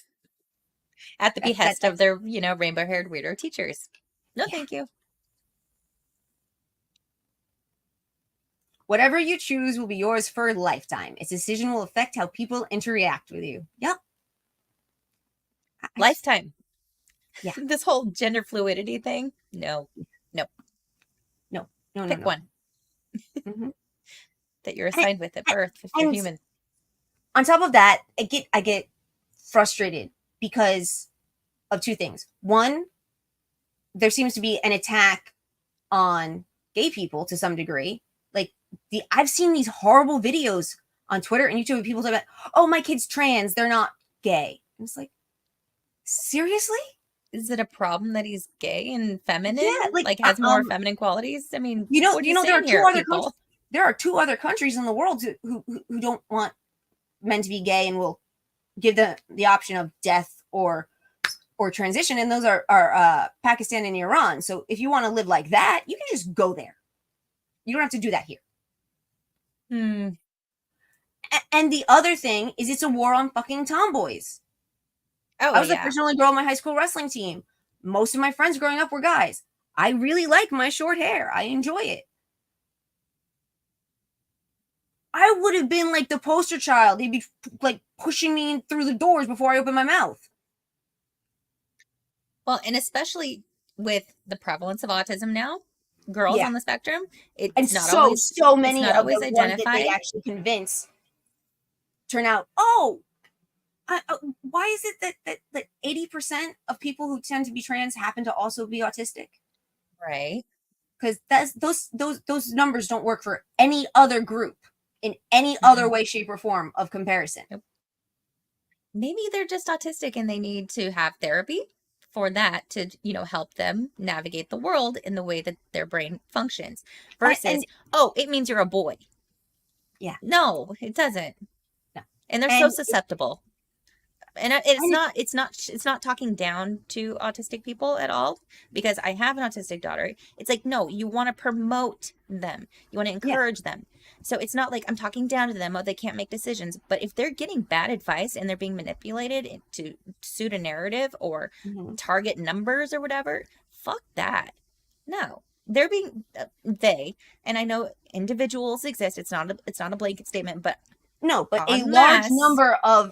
a large number of autistic children in this country are being abused and being taken advantage of. Yes, absolutely. Absolutely.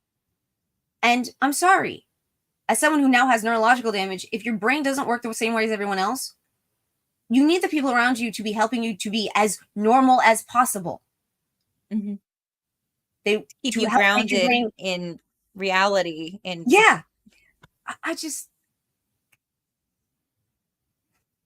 And also, it's in some ways, it's also it's the other. It's a reversal of what we grew up with, to a yes, large degree. Like we grew up with, there's just because you're female, you can be on the football team or wrestle or do this or do that. That doesn't mean anything. You're still female. You're still a girl. No one's trying to say that you're not. Now, if you do all those things, you're obviously not a girl. And it's like, but aren't they the same people that say there's no one way to be a woman? yes, There's no the juggling of the concepts. contradictions Yes. in the activism, in the true activism, is just mind-boggling.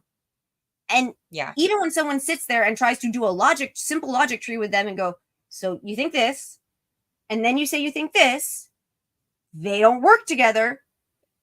They just ignore you, or they walk away, or they punch you in the face. And it's like, oh, you're a fascist bigot. That's what you are. I'm not talking to you. I'm trying to understand the contradiction that you're trying to push. Can you explain it to me? No, you're a bigot. Yep. They Yep. They did try to discredit, and destroy. try to destroy. Absolutely. Yep. It drives me up a fucking wall. It's infuriating. And actually, I think the two that get me the most frustrated are the two-spirited, which, by the way, the Native Americans have started coming out in mass. There's an older Navajo gentleman who has a YouTube channel, and almost all of the older Native Americans are saying that's not something that's real, and you're acting like it's something that comes from us, and we don't believe that that's a real thing. You've twisted shit. Stop saying it. Yeah, I mean, and I'm sorry, I thought we were supposed to respect the natives, and we were supposed to do what made them happy, and we were supposed to not act like freaking colonizers. Not that part. Not that part. We want to hear things that we want to hear. Everything else, just STF, you natives. Like, yeah, basically. Ugh. Okay. Pick your gender, lol. Pick one. It's yours for life. Smart android. She picked the better gender. Well, in that corridor, she tells Troy, yeah, I pick yours. Like, she had already. She's like, you look good. I like her. I like you. I like that. I want to be like her. I want that. I want to be that. But they still go into the holodeck to try on different looks. Yep. This throwback to TOS. Very cute. Yeah. Very cute. God. And then I didn't include the slides. I don't know if you did, but a couple male options, just in case she wasn't really set. Yep. But he's green, but isn't he supposed to be an Andorian? So shouldn't he be blue? They were trying something. But Troy was like, you would be the only one on board that looks like this. And some people want to be unique. They want to be the Sure. only one, and other people don't want to be unique. And there's nothing wrong with either choice. Nope. It is what makes you happy. It's like when it comes to philosophy or religion or politics or whatever, I just genuinely always thought that whatever one makes you a better person, a better human being, a more productive member of society, that's the one that you should be doing. I don't understand people who Agreed. choose to be things that leave them nothing but miserable and wanting misery on others. It doesn't make any sense to me. Misery loves company, and I don't know why That's people true. choose to stay in that misery. I mean, because Exactly. you do have options to even slight improvements. I mean, not the whole like you have to make lemonade, but there are options. You don't have to just roll over and accept defeat and then bring everyone else down to your level just because you're so self-loathing. It's like, Yep. and I understand depression. I've had depression issues since I was a young teenager, like actual depression, not just like, oh, Mm-hmm. I'm sad and emo. Like, I understand the struggles of that. Mm-hmm. I've never once in any of those times felt like I needed to bring anyone else down with me. So I don't understand that next level of like No. hatred toward everyone else. I don't get it. I have to say, I never liked Lal's outfit.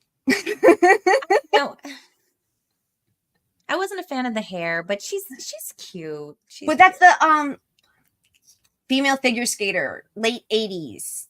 Mm-hmm. She had a haircut very similar to that, and that was For super, sure. super popular in the late 80s, early 90s. So I'm thinking maybe that's why they gave Lal that hair. Isn't it funny though that it's like so late 80s and it's supposed to be the future, but they're like Yeah. still clinging to current times, some fads of the Well, day. if you watch a lot of sci-fi movies from like the early 2000s, they're using like silicones and this and that and all this stuff that was like new for us to use as materials then, which of course makes it perfectly dated instead of actually feeling futuristic. They're But I mean, at the same trying. time, how do you design fashions for fabrics that haven't been invented yet? Fair. I say, generally speaking, most of the costumers on sci-fi shows, especially like Trek and stuff, they worked with what they had, and they did a fine job of creating things. But it's just so funny because people's like, well, that's just they wouldn't be using those fabrics. Probably not, but we don't know what fabrics they would be using. So how do we make it and fake it? Right? Yeah, I mean, I will even nitpick here and there, but not harshly. It's always in jest, like it's always for fun. But And as someone honestly, I think as they someone did who a great enjoys job. cosplay, TOS Mhm. costumes are so much fun. They're so ridiculous.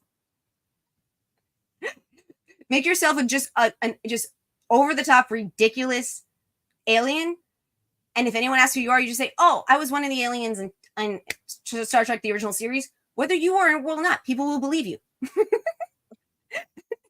As long as you look silly and really really get into it, they'll believe you. Oh, those were some interesting costumes. Barbarella. We can't all run around in metal leotards. Sorry. Mm. Of course, it wasn't actually metal, but it was supposed to be a metal leotard. And someone I missed who posted it, but you pulled it up a second ago. Everyone wanted to smash Troy. Yes, everyone wanted to smash Troy. Sure. I always say, you're familiar with Jessica Reloaded, right? Mhm. I always, when we watch Star Trek, I'm like, if there was a real life movie, like Deanna Troy would play Jessica Reloaded. Like I didn't know that there was a a certain look, but for like the ethnicity, but I'm like, oh my gosh, yeah, she would play Jessica Reloaded. Well, Troy at that time, because Troy's a lot older now. But yeah, I'm But always like, yeah, easy casting. Because when I envision any sort of like remake or movie make of life stuff, it's like mhm. I picture actors from certain times. It's like, nope, just grab them from then, and perfect cast. It's great. Well, AI might be able to do that for you soon. Hell yeah. I mean, Uh technically, you could write a script oh. and Hmm. hand it to AI and say, "I want Humphrey Bogart to be the lead," and they can make it happen. You would have Humphrey Bogart again. I mean, I'm sorry. I feel bad for some actors that are especially the up and coming ones and the ones that are not yet coming but want to be coming behind them. Wasn't that the cause of the actor strike not that long ago? The It was AI it involvement was part of it, but part of it. they didn't actually. I don't think they got anything that actually protects them from it in any way, shape, or form. They And how just could they? killed How can they Hollywood. guarantee that? How can they guarantee that I AI mean, versions of themselves will not be? they can have it in their contracts, or it's now like automatically in the contracts or something they that you can agree or disagree for them to have your voice or your face. But old actors that So are like any dead, sort of likeness? yeah, any sort of obvious likeness, but because someone did sell their likeness, I don't remember who, and someone else, James Earl Jones, sold his voice. Ah. Would So they can would use the AI families have of any his voice. right? Do What? families have any rights to sue on behalf I don't of know, the departed? but that's going to be another question. I mean, I don't know if Bogey's got any descendants, but if he does, and someone starts making millions off using Bogey in their movies, they Well, should be able where to does get it something. end? Where does it end though? It doesn't. I'm standing on a That's holodeck. That's where it ends. When we finally figure out hard light, that's when it ends, I guess. But I oh mean, if you no. think about what a holodeck is, it's just a giant AI giving you your entertainment. Yep. We're not that far away from having it in the 2D version. Hmm. Freaky. It's But there's Speech also cool things that hormonal. come out of it Yeah. too. Like my mom has this new thing where she's the virtual Jewish mother for rent. She's got like life coaching and certain other things that she does as the virtual Jewish mother for rent. And one of the Okay. cool things she started doing is she gets especially kids who you're having trouble getting them reading. She talks to them for a little while and finds out what they like and what they have interesting. Yeah, I realized as I said it, I was hoping no one would catch it. But she can give them personalized stories, like a little story that's about them or a limerick that's about them. Okay. And she's doing these really cool, unique, individualized things that are really amazing. And I mean, so it's like I feel like we've been talking about this AI and how um complicated it is and how all the different questions and problems that are come up, but we should also at least mention that it does have good attributes as Oh, well. there are so many benefits to it. I can't even fathom or process or even I don't even know what I don't know about how amazing it is. Yeah. Um, but yeah, I mean, there is a lot of focus on the dystopian nature of like because that's I what we've just feel like seen growing up with sci-fi and all of that. You know, I just it's feel a like, little bit yeah, like we should at least. I mean, a lot of people don't even talk about how cool it is because that's what they think everybody thinks about. sure. So everyone goes on to the problems that people don't want to think about. But I just want to be fair. There's a lot of good that can come out of this, and that will come out of this, as well as all the Yeah, I mean, questions and philosophical issues.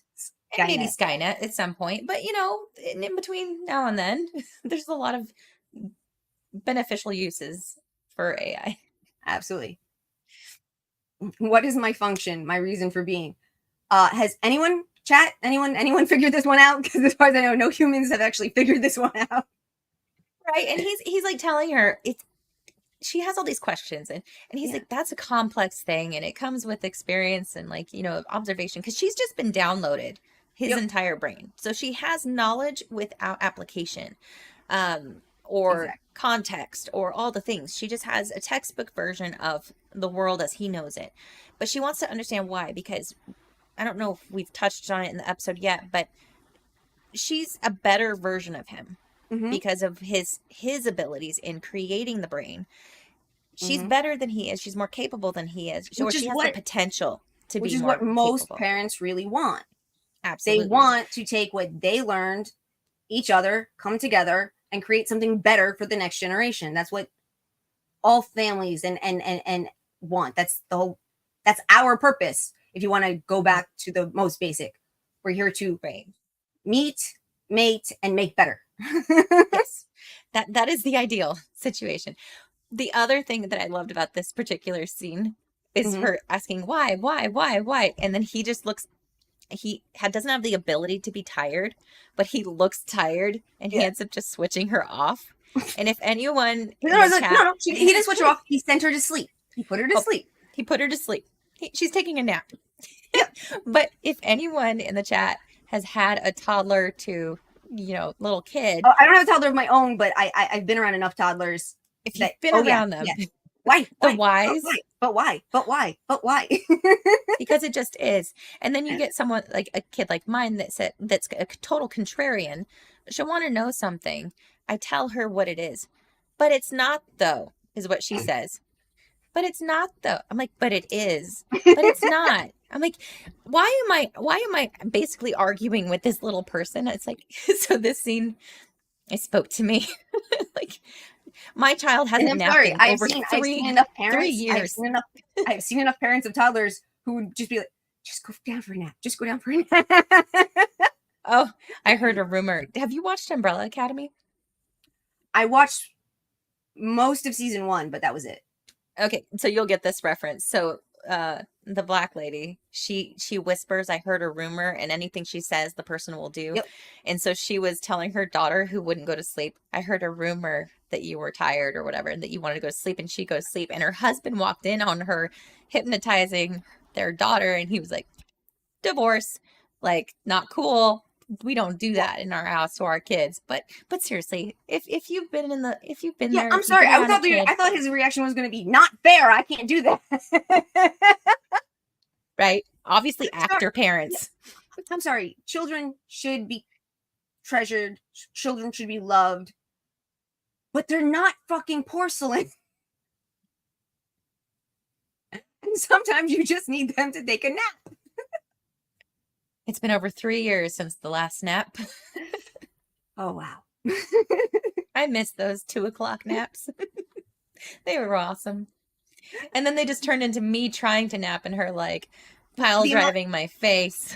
Yeah. Well, also the amount of kids who are just like, I don't want to take a nap. One person's like, then give it to us. We want the nap. We need the nap. Then okay, got you set up with your snacks. You got your iPad. Can I go nap? Can I have a nap? Please? So anyway, this scene, it was cute. I thought it was cute. This whole episode is full of like, Yeah, it's got a I lot mean, of little bursts of joy, little lovely things. yeah, Just little fun. bits of levity, even though it's like a heavier, topic. And somebody mentioned that Riker, forgetting his real name at the moment, Jonathan Frakes. Thank you. Frakes was the director for the episode. Yep. And not That's only why we that, don't I see believe him. this was the first episode he directed. Great job, Jonathan. Which is one of the reasons why we open with Riker's not here. Yes. He's away until he writes himself in to get kissed. So It was the if you had the ability to control who Troy Kiss is, would you? what's his name? Drawing a blank. Pulp Fiction director. Oh, Quentin Tarantino. Yes. Him with the Selma Hayek scene. Oh yeah. He wrote himself in for that one. Oh yeah. I mean, how can you criticize him for it? I mean, it's like, because it was feet. Yeah. Well, there's that. But I mean, if you're into that, why would you not write yourself in? Absolutely. I know there are perfectly reasonable people who are decent human beings who are into that. I don't mean to cringe. I don't do that. I don't like that. Not my thing. Your thing doesn't have to be everybody's thing, and vice versa. It's okay. And Data tries to send her to school with the other kids that are more close to her maturity level. But she's not a kid. And so they put her in with kids that were a little older at first. Mm-hmm. And her scores were really high. And this is where my experience with autism kid, not to say that in a weird way, but I have a kid on the spectrum. I got it. I'm not weird about it. Anyway. You're a great mom. Thank you. I try. But this is where I kind of like keyed into certain aspects of Law's experience and paralleled them with my own 6-year-old. Her scores are really high. Law's scores are really high. She's testing on actually perfect scores. Let's not pussyfoot around it here. She's got perfect scores with the class she was in, but socially she wasn't getting it. Like she wasn't there developmentally because she hadn't had the experience growing up in the environments that would make her progress right in a natural way, more natural way. So they put her with the younger kids because mentally that's more where she's in alignment, right? These kids were afraid of her, or they Yeah. made fun of her, and she just didn't fit in. And it's really sad because there And she are couldn't quite understand that she didn't fit in. She knew that something was wrong, but she couldn't understand what. And she knew that exactly. there was something about her, but she couldn't understand what. Which, yeah, that makes a lot of sense to have connections to that. Yeah, I was like, oh, I've always wondered if whoever wrote this, because I didn't actually take time to do much research on the writers, but whoever wrote the episode, if they had a similar experience in their own family, because it seems to be so well done in the sense that she's not doing anything wrong per se, but she still can't, because she doesn't have the experience of preschool and kindergarten and or those just develop, parks, just playing and just being around yeah, other beings. I mean, technically, the she should be with like the pre like the toddler, like the toddlers, not these right. kids. She's like 2 days old. I Yeah, mean, exactly. she hasn't experienced anything yet, so she has all the knowledge without the developmental or experience Without the to context, she hone doesn't those have any skills. context. As we were talking about, Mm-hmm. context really matters, and she has none. Yeah.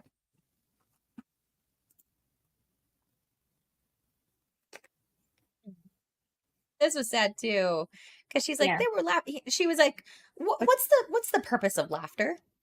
yeah, And she's like, well, without understanding it, I guess I mastered it because they were all laughing. And he's like, "Mm, there are two honey, different no. types. Yeah, and I don't want to be. I do not wish to be different, which also goes back to when she was on the holodeck and looking Hmm. and like I don't want to be the only Andorian. I don't want to be the only this. Right. I like Troy. I like the way people interact with Troy. I want to be like her. Yes. But of course, Troy not only has all of the life experiences of an adult human, she's an empath. So everybody Right. does like her because she knows She, how to not make other people upset. absolutely. And but that I don't wish to be different. I mean, some of us do wish to be different. Some of us really thrive on that, but the Hmm. majority, the average human, does not. And the fact that Data never cares that he's different. He wants No, to be more human because he wants those attributes and those things, and because he likes humans. But I don't think we ever hear him say, "I wish I wasn't an android," or "I wish I didn't look like an android." We never see him say that. but that's another layer to why she's an improvement on his model Exactly. or the model of his brain because he Yeah. doesn't have the capacity to feel uncomfortable. Yeah. She's And obviously she already uncomfortable. does. She already Hmm. has that I don't wish to be different. Right. Um and there's something else I'm going to say when it gets to that point. Okay. And then she uses the contraction, which is just like it just shocks everybody around her because Data's never been able to do that. Lore could do it, but Data couldn't. Right. And now Lal can. So once more we have a improvement or change and progression on of the offspring to the original model. Mm-hmm. He's biting that female. This is one of my favorite things that I quote whenever I see anybody kissing. It comes to mind. He is biting that female. Like, it cracks me up. It's so wholesome and cute, Yeah, like she and wants to cracks me up. jump up and go protect her. Guardian's like, no. Just like there are different types of laughter, there's different types of physical interaction. And she tells her, she's like, humans, they start with their hands, and whatever. But she's like, Data's your father. I'm not gonna go there into that Yeah, yep. conversation. So She fully admits that is for the parents to decide when she's gonna learn about this shit. mm-hmm. Not up to me. That's for your daddy to decide.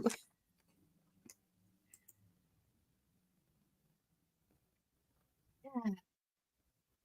So Because he she doesn't actually feel incomplete. He doesn't care the same way. But this just seems insane. It pointless, and it can only bring a negative. And it's like he can't even see that there should be a negative. That well, difference in if he observes any sort of deficit, it's just information for him. yeah, So it just again keeps showing that there are layers to her and that she has desires, she feels uncomfortable, she wants things and she feels incomplete, which is the human that Very, he very is human. seeking. And Yeah. she's as being more human like. What is the point? What's the purpose? Purpose driven versus programmed, or, you know, mission or task oriented. She's more meaningful with her Mhm. thoughts. So, I mean, most humans at some point in their life, what was the point, or what is the point, or mhm. I mean, it's the most human question there is why am I here? I mean, I think therefore I am. That's the whole idea is the fact that we wonder why we're here is what makes us sentient Right. to a large degree. Like, Yes.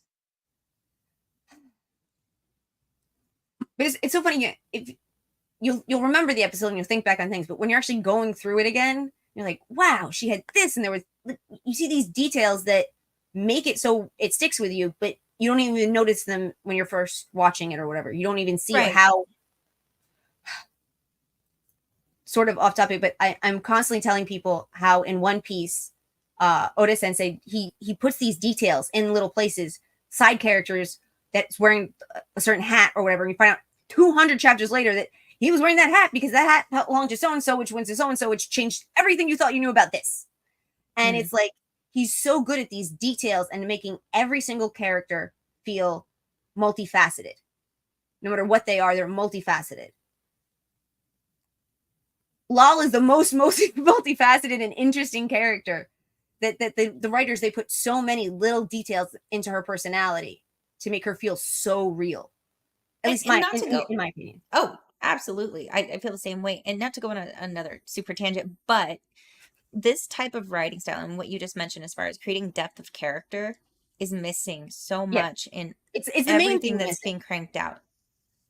It's the main thing missing from modern audience movies and TV shows Hmm. and shit. And it's the main reason why we all hate Mary Sue's. Hmm. Mary Sue has no freaking dimension. I'm the pretty girl who's the secret to everything, and I know everything, and I can do anything. And I okay, you're can beat up boring. every boy. I can do all the things. I don't even have to learn. I just suddenly know how to do it. And It's I'm like, so pretty and so knowledgeable and so intelligent that everyone loves me, whether they're male, female, or Wookiee, whatever. But I mean, there's just to quote as you're boring. Like there's nothing to you're you. You're boring. boring. Like you don't even need the pronouns. You're already boring. Like, I mean, And like with the what you were talking about, the was it an anime, right? You're yeah, talking about or anime or manga, um One Piece specifically. oh yeah, One Piece. Um and like this, they didn't have super tricked out sets. They didn't have the CGI that's supposed to wow and distract you from all the other things or the lack thereof. It was It just was the writing, simple. the acting, and the directing. Those Yes. three things came together and gave you a beautiful product. And these And I days, you can't get the writing. Most of the directors suck. And I can't even tell how good the actors are because the directors and the writers suck so much. think great. Like, I mean, like, there's a small, slightly famous I got in a small argument with MSK a few months ago or a month or so ago, where I was just like, he said that Henry Cavill was a bad actor. I said Henry Cavill's had bad directors, and we got into this Yes. argument about. And my answer was like, I was an actress. I've done stage and I've done screen. I'm sorry. You could be the best actor in the world. If the director tells you he wants you to do it one way, and he's only going to let you get off the stage when you've done it that way, that's what you got to do. And if you've got shitty directors, the actors look really shitty. Yeah, because I mean, you don't get to choose the direction of the scene. You Nope. don't have the liberties to make it better. It's you are told how to do it and you do. So you can, Mm-hmm. I mean, I've seen that so many times. I mean, everyone has somebody that you It, saw it was part of doing what was. wonderful and amazing, and Yeah. then they're in another movie and they're like, "Oh, I guess they suck now." It's like, "No." No, they had a really bad director, and probably these days, and if it happened in the last 20 years, a really bad writer too. Yay! I'm always happy to see your One Piece fans. If I have a daughter, should I name her Anime? That's like a horrible dad joke that you then find out 10 years from now that someone actually did. Hmm. They actually have laws in Japan. You're not allowed to name your kids certain things, including a whole bunch of anime characters, but mostly because they're villains. Oh, But you like you can name your kid Naruto, but I don't think you can name your kid Orochimaru. Or there was some weird thing. I was reading this really crazy article that was just really interesting. That like, there's a bunch of names you're not allowed to use, and some of them are anime. What a weird place. I think there was something else I was going to say, but it's gone. We'll see if it comes back later.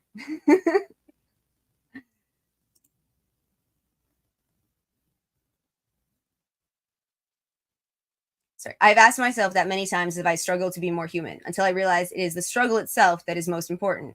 We must strive to be more than we are. Lol.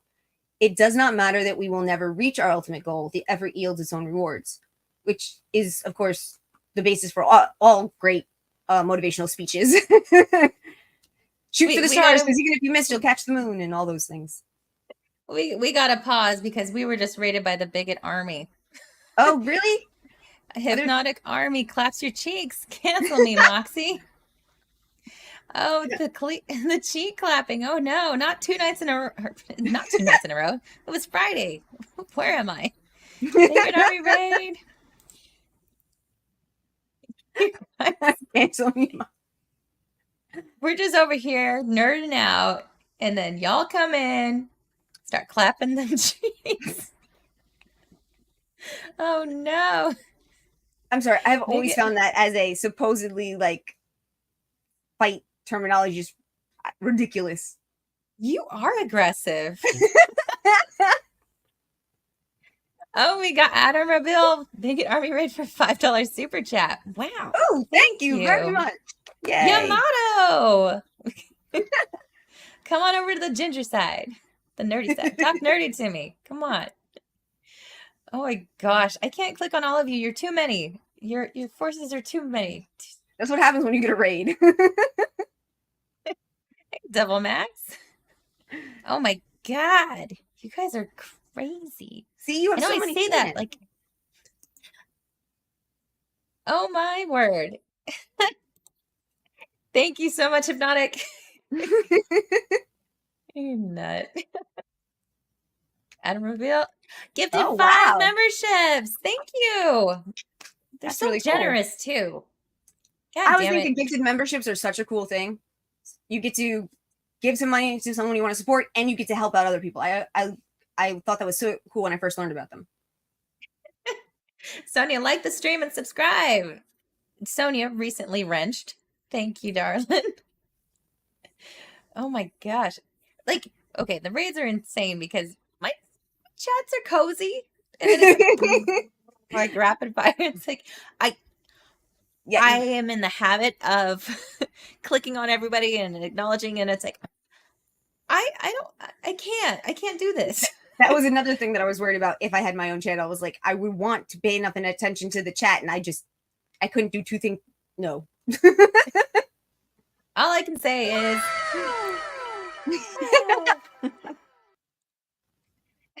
thank you so much. Cool avatar too, by the way. Very cool. Look, how do I hide the current comment? I can't keep up. Hey, Skillas, we're both. It's just squared. Yeah, there are so many of us in the fellowship. I think I might just have to change my name permanently to Tiny. Because I said Jess to someone, and they were like, "This no, not that one. No, not that one. Not that one." I freaking shit you not. I went to the doctor because I had to get a TB test for work, my new job. The receptionist was Jessica. The nurse was Jessica. My doctor was Jessica. It was a little awkward. My doctor, she's like, "Yeah, it's just all of us today." Yeah, I'd been at the meetup for about 2 hours before I decided I'm not. I was like, "I'm Jess." Well, you might know me as Tiny, and it was like, okay. And then someone said Jess, and like 6 heads turned. I'm like, "That's it. I'm not introducing myself as anything but Tiny while I'm here." Stick to the monikers. It avoids a lot of confusion. Hey, call signs have helped pilots have stayed perfectly happy for decades. I'm okay with it. Absolutely. Oh, man. Pilots, hackers, and girls named Jess. Those are the people who need good call signs. Absolutely. Oh my God. Oh, wow, 5 more. Good grief. Thank you, Pet Brat. That's so cool. I do actually, I do agree. I think memberships are really cool because it lets somebody check out your channel that may not have like otherwise. And if they like it, they can re-up later. Mhm. It's a really cool feature. Boobies Brigade.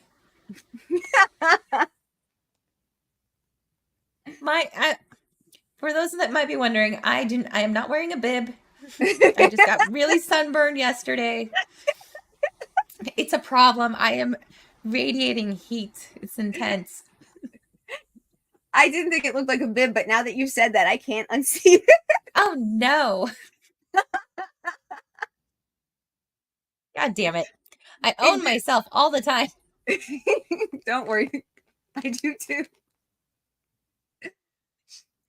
But this idea that it comes up in many philosophies in many ways, that the journey is what's important, not necessarily the destination, and all good stuff. I mean, it's funny because it's a beautifully written moment, but it's also at the same time in so many ways, yeah, motivation next. A wee bit. Aw.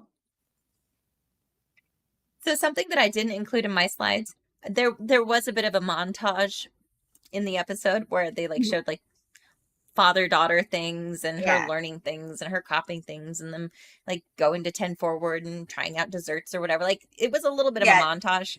And it was really fun, but like I said, I didn't want you to get a strike on your channel by having any video that someone may be upset about. We need a montage. I have not watched that movie in so long. Team America. World Police, yep. Hell yeah. I promise I will never die. Star Trek waifu battle. I can't take that. I can't take that away. But Hypnotic does a waifu battle. So yeah. But are we talking about breaking a family? It's being kind of sentimental. We're back to oof. Are they sentient? Do they deserve the same respect and everything else of all the other beings in Starfleet? Well, because Mr. Admiral Pissy Pants here, he's like, yeah, we need to yoink her away. We don't think this is the right environment for this being, her, invention. She needs to be studied in a lab and, with the appropriate people. Well, in some ways, he's interesting to me in some ways versus Measure of a Man and Lieutenant what's his face? Lieutenant Buttface? I can't remember his name. But he's an admiral, so there's a lot more pull and a lot less Picard can do. And B, he doesn't seem to be interested in actually in taking her apart and figuring her out and putting her back together. But for the betterment of Starfleet. Yeah, and he thinks that he can, in a clean, sterile environment, he can help train her to be the best whatever, but she's not going to be human in that sense. She's going to be the best android she can be. She's not going to be an android that's trying to be human. Right. I'm sorry. Yeah, I mean, personally, he's not invested, but he's invested in the overall project of it, right? Lieutenant Asshat in the last one, he was actually super passionate. He wanted to dismantle Data and do all these, experiments with him. I mean, part of it. This guy, he's just a figurehead representative of Starfleet that wants to take it and use it for.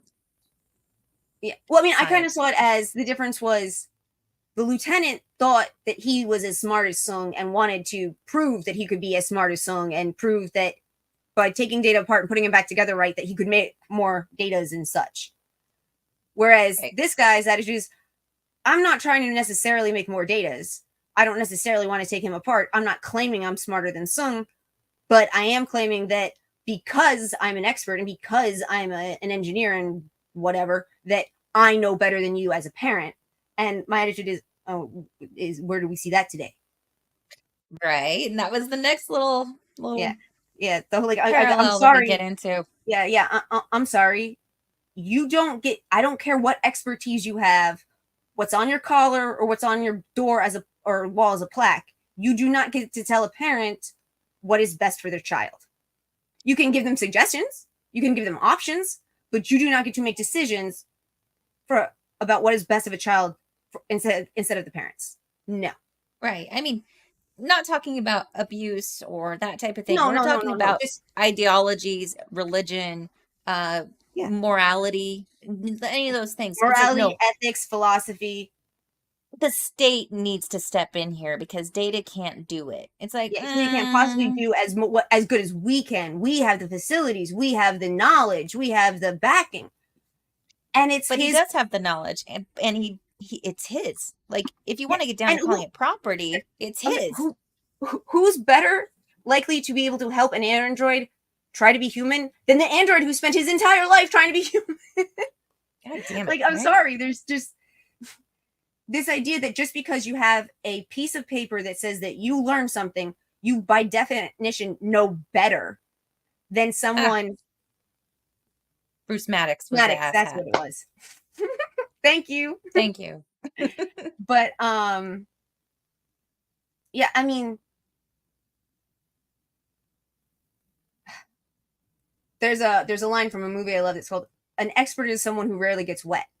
So the idea is you sit Mm. in a freaking lab or you Oh sit my. in a classroom or whatever for years upon years upon years, and yes, you have a bunch of knowledge. That doesn't mean you know what to do with it or how to implement it, or that you have the right to push your knowledge on someone against their will.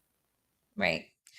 I mean, that's a two-step thing, right? Yeah. Theoretical knowledge is not practical knowledge. Also, do you have the right to enforce your level of whatever knowledge you have on said person, or remove? In this instance, we've already determined that they're sentient, they have Mhm. rights, they're Yeah. individuals. Who are you, Mr. State, coming Mhm. in and taking a child away from someone who is more equipped than you because you say so? No, fuck off. Yeah. Oh, And this part made me so mad. it's really funny. It reminds me a little bit. My mom has always laughed when people say, "Well, you can't homeschool because what about socialization?" And it's like, Okay.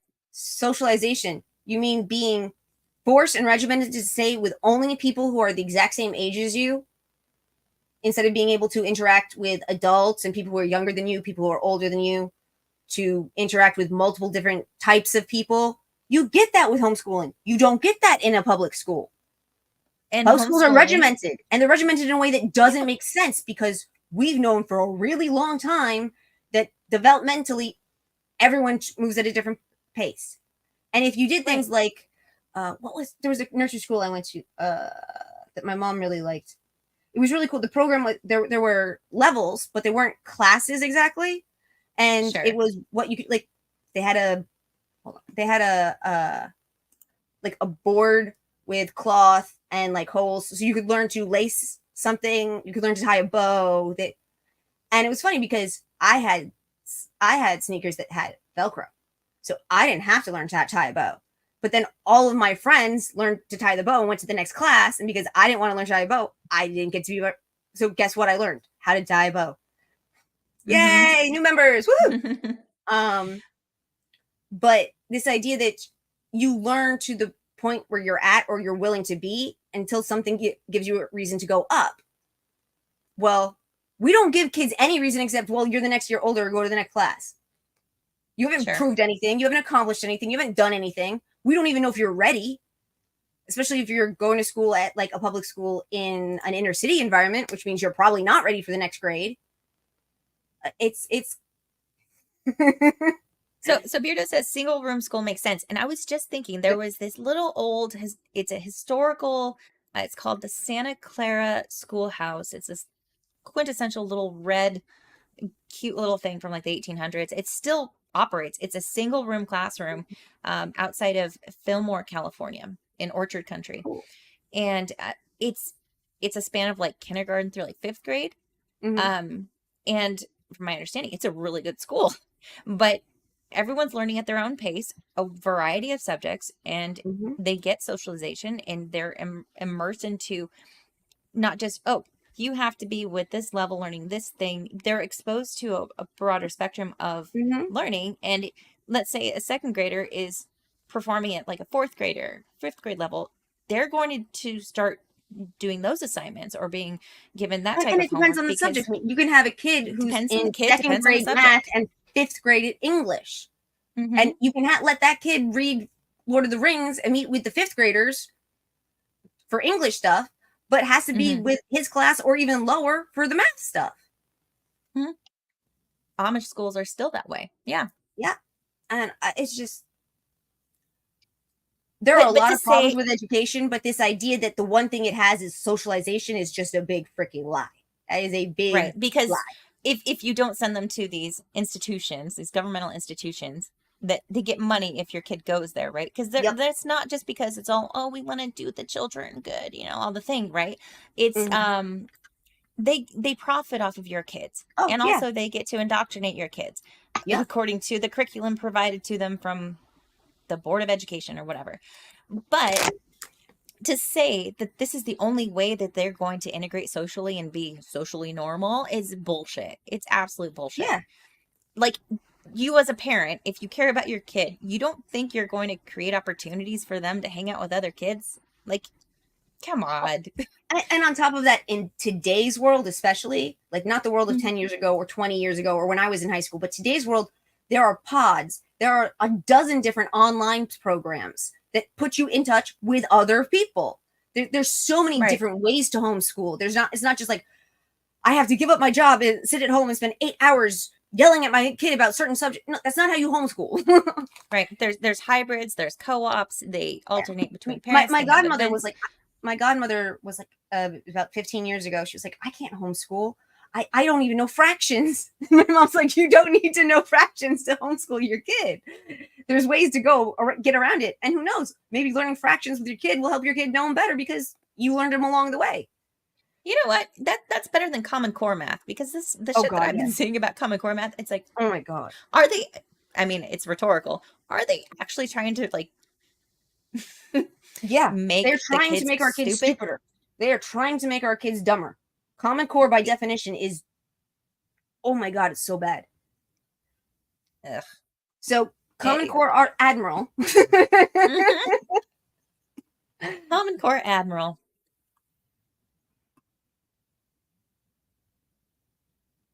Oh, did I Oh, lose your that's from, audio? oh, somehow There I you go. got that from Measure of a Man. Oh no, that's from this episode.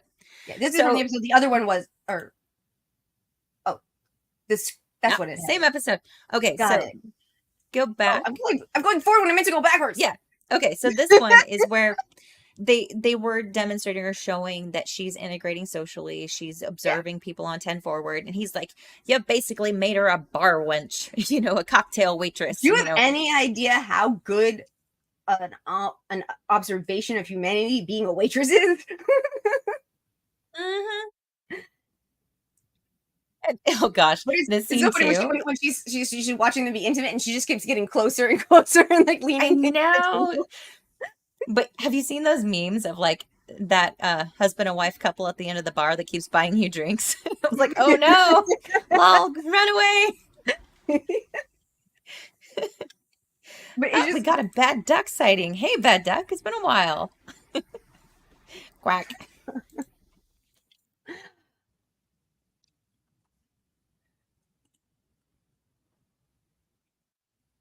yeah. And in spite of the light of this new aberration, if law were close to people trained in diagnostic and evaluative procedures, Data's not trained in that. Jordy's not trained in that. Who's better equipped than somebody or a being that took part of his brain, put it in this one? Who's best equipped? Some Yeah. dorks in a lab at Starfleet And base? also on the Enterprise, you have Geordie LaForge, who's helped deal with any problems Data's had. Mhm. You have I'm blanking the geek. I don't know if he was there yet, but this super geeky engineering guy, the one who was afraid of transporters. Oh, Whatever. what was his name? Ah, Yeah, anyway, but you have all these nerd. people who have worked with and or on Data for years. Yes.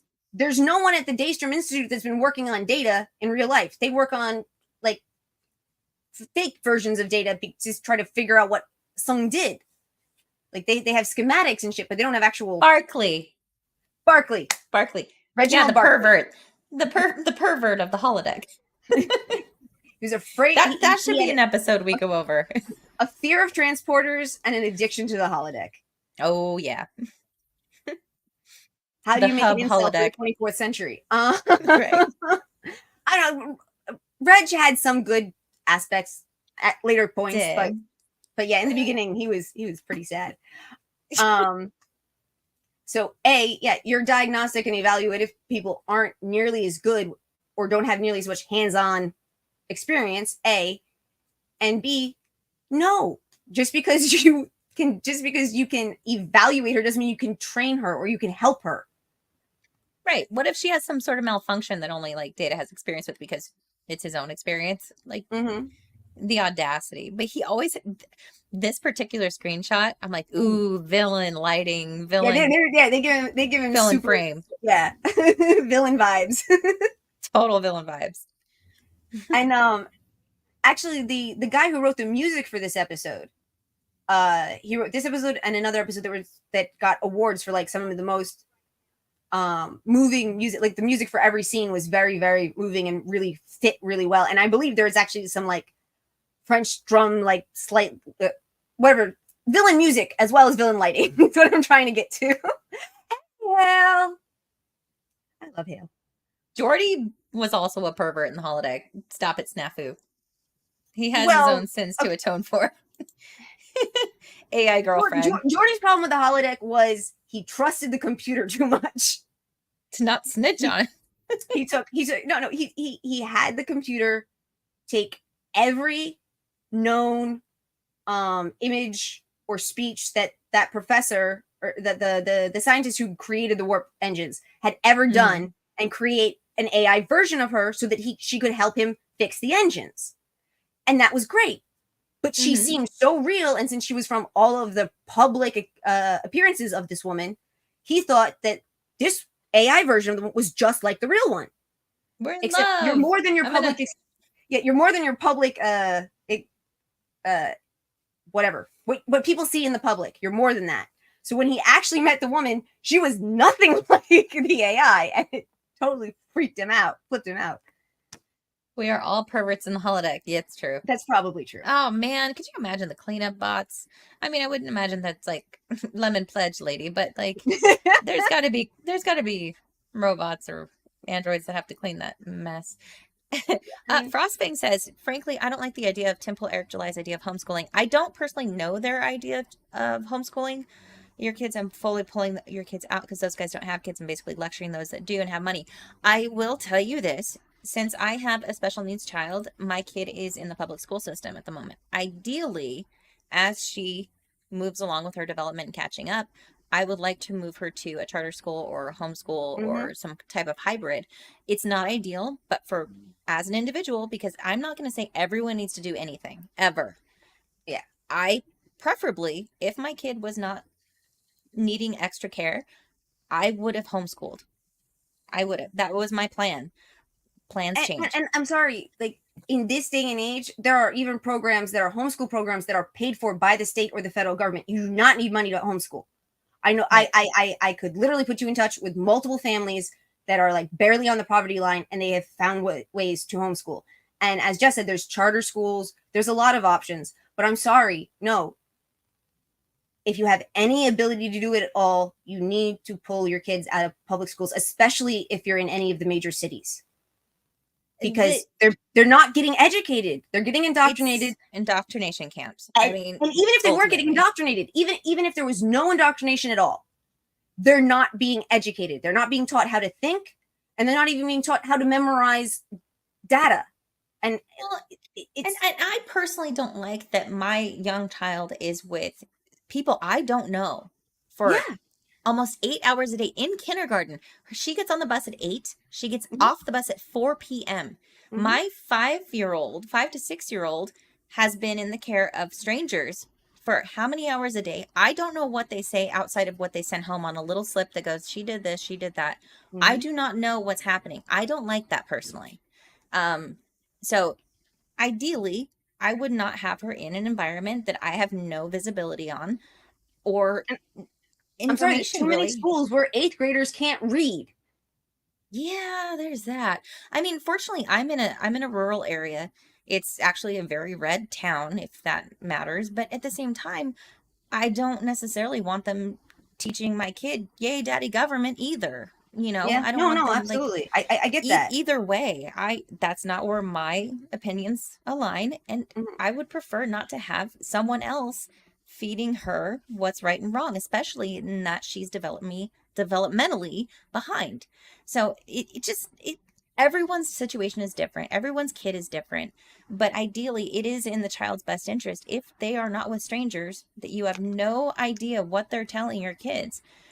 So yeah, I'm pro homeschool. My kid is not homeschooled. It doesn't make me a hypocrite. It just, my child's needs at this time are this.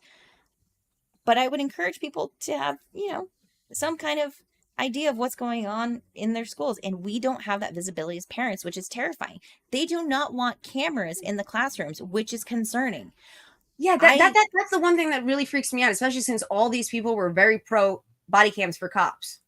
Right, but not for I teachers. don't understand why you can't have just one of those little bubble cameras in the back, and it's 24/7 streaming to a server that's up, and your parents can check in if they want, see what's going on in the classroom, listen They in, could and then say they I mean, take a they look. could say security issues or whatever. They communicate with the parents via an app that they check out, right? Like, you have to be verified to access said information. Mm-hmm. What is the difference between adding a camera feature to said app? It shouldn't be hard. They don't And it's want not to though. expensive either. No, not anymore. I'm sorry. There are so many things that can be done these days that are inexpensive and that can be done just to, if nothing else, make parents just feel better and more secure about sending their damn kids to the schools. Mm-hmm. Oh, Frostbang follows up. I agree. I grew up in a more suburban upper class area. I admit this since I understand the privilege of so, but we have to combat those who will defend to the end the idea of public schools. I'm sorry.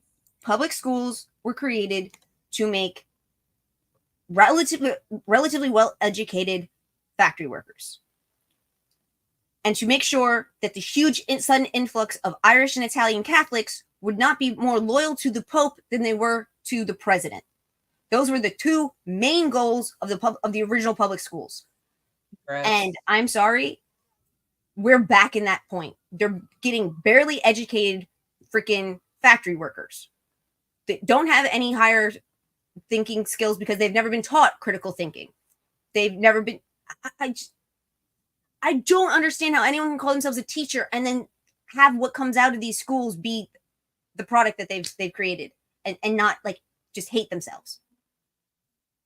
Yeah, I'm not a fan of agents of the state in any capacity. On an individual level, there are some that I'm like, you seem okay, but only from what I've seen, and it's not very much. So yeah, everything with my kid in the public school system, I take with a grain of salt. And there is a bit of deprogramming that has to happen, because she'll come home and she has had a speech delay. She's developmentally socially delayed. So I don't press things too hard with her yet. But there's going to be a time where we have a talk. I mean, we like, I joke around, but I do say things to her like, don't talk to cops. Like, like, you know, I say certain things to her, even though she doesn't understand. And I'll elaborate on them as she gets older and she comprehends things more. But it's tricky. And like I said, every individual case is different. But as a whole, agents of the state are not our friends. So. No, they're not. And that's just so depressing. It is. Look at you, Sonia, with doing stuff with your wrench. She's on top. She's like super mod. she like triple tabs, modding all over the place. She's even promoting my Six Ad World channel, my true crime channel that I've only put one video out, and I've been working on another one for weeks. I just haven't had time, but I'm going to, I promise. Thank so you have Six Ed World, like from Daria? Six Ed World YT. So there's a YT on the end for YouTube. But basically, yeah. So it's more of my true crime oriented stuff, because Moxie Dame is just me. It's just me doing my thing. But algorithms are real, and YouTube doesn't know what to do with me. So I figured if I just put that type of content just all on its own, it might do better in its own space. Yeah. Especially since I do kind of like, paddle in the waters of like LawTube here and there. It might be a better place to put it versus this mess. But but I'm having fun here. I hope everyone else is too. We've got I'm total having a of 100. blast. We've got a lot of people. Oh, and we're nearing the end of the episode almost. Finally. This is great. But so you have a great chat. I've adopted so many other people's chats that I'm adopting the good ones. Like There you go. they've tolerated me and they're like, yeah, she's kind of derpy, but she's fun. So I appreciate the support. The line that we've been talking about this whole time. Not only are they sentient, I was one of the ones who helped make them be legally sentient. So I'm not going to sit here and let you like walk all over me, even if you are an admiral. Right. It's almost like he needed a reminder. Oh yeah, wait, yeah, I did that. I don't think your father has taught you selective judgment in your verbalizations of your own thoughts. Wow. Could you be more patronizing? I just like, Well, he was like, she seems aggressive because she wasn't like automatically like agreeing with him or like being submissive to like whatever he was saying or going along with it, right? So, oh wow, I she don't know. seems She's acting aggressive. like a real human female. Eh. You don't get to boss me around. She's got a bad attitude. Okay. But just the verbiage, the phrasing, whoever wrote that, it was so perfectly paternal and patronizing. And oh god, I remember the first time when I saw this episode, I was young enough, I wanted to punch that dude. Total throat punch in his like turkey neck. Panthro 111, Moxie, you're a branch of the Bigot Army. Thank you so much. I have been included in the intro for Hypnotics channel for like a couple weeks now. So There the you Office go. of the Cancelled is here for you. Moxie Dame, does your guest have a YouTube channel? We've talked about this a little bit before the raid. I do not. I'll be right back. There's You a tell channel them with my why name you on haven't it. done this. There's technically a channel with my name on it, but I don't actually have my own channel because I don't feel like I could keep up with it very well. And channels that actually do good for their chats and their fans are people who can keep regularly uploading shit. And I'm just not in that position yet. But someday, hopefully. Actually, I'm hoping to have two channels. One that's all like pop culture and everything going on here, and another one that's just specifically for advocatism. Wow. Advocate. I'm an advocate. Wow. Advocatism of chronic pain patients and chronic illness patients, because there's been a lot of really bad stuff happening to those communities in the last couple decades, especially the pain community. And the other reason to separate them, just because, as Jess said, there is the algorithm, and YouTube likes you to have things that are all the same in one section and things that are all the same in another section, if at all possible.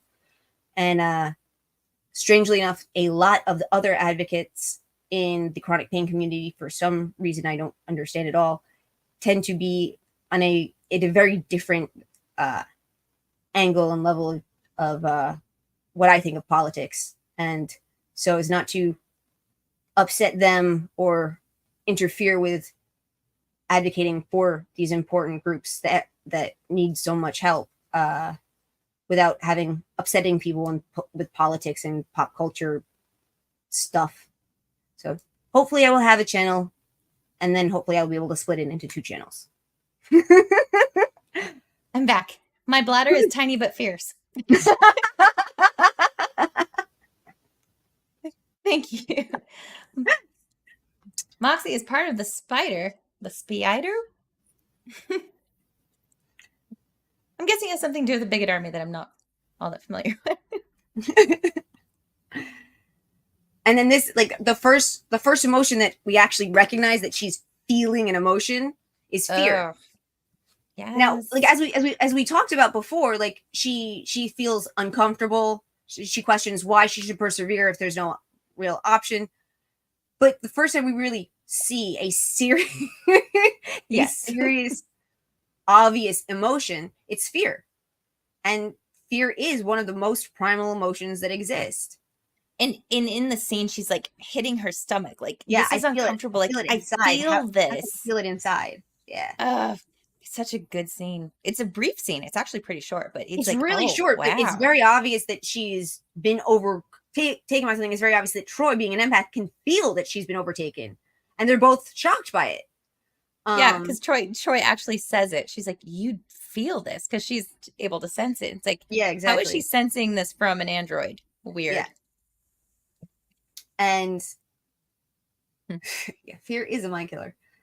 But it's interesting. No. This particular scene was also interesting for me later in life. When I was younger, I was very active, had super high levels of adrenaline and other things, and I did a lot of stupid shit that I got away with because I was strong and relatively smart, and I did martial arts, I did wrestling, I did all these things, and because of that, I really didn't grow up understanding fear to a certain degree. That I got, oh Mhm. yay, that's me. um, that after I got sick and I had muscle atrophy and my DNA stopped producing energy right and all sorts of stuff went wrong. It was like suddenly I understood what it was to be a small female, small, relatively weak female in a way that I had never in my entire life before then. And How old were you when that really started hitting you hard? 25, 26, something Oh like that. wow. Yeah. So you like lived a whole life Yep. feeling a certain way, and then all of a sudden, I was just turning I was 21 when I got sick. When it first started. And I'd traveled all over the world. I'd been to more than 10 countries. I could speak the basic in 5 languages. I had a fiance. I had a contract to become a Marine Corps officer. I was at college I really had a lot enjoyed and had fun with, which was good because I transferred 4 times before I finally found one I liked. So, I mean, I had a really full life that then became I spend a lot of time watching anime and playing games on my phone to distract from the pain. life But can change so quickly. yep. But just to be an adult or to feel adult and to Mhm. suddenly understand fear in a way that you never had before is it's something. I mean, and when I saw this episode a couple years ago, but after I'd already been sick, I was Mhm. like, yeah, that's like the fear itself becomes terrifying because you've never felt that type of oh, like And so most I'm people just won't feel and that. most people most at least most first world westerners will not. Sure. But yeah, it's really interesting. And Frostfang bringing it back. Thought Troy was giving one of them boobies a squeeze for a while. It's not that Just an kind of elbow. trick.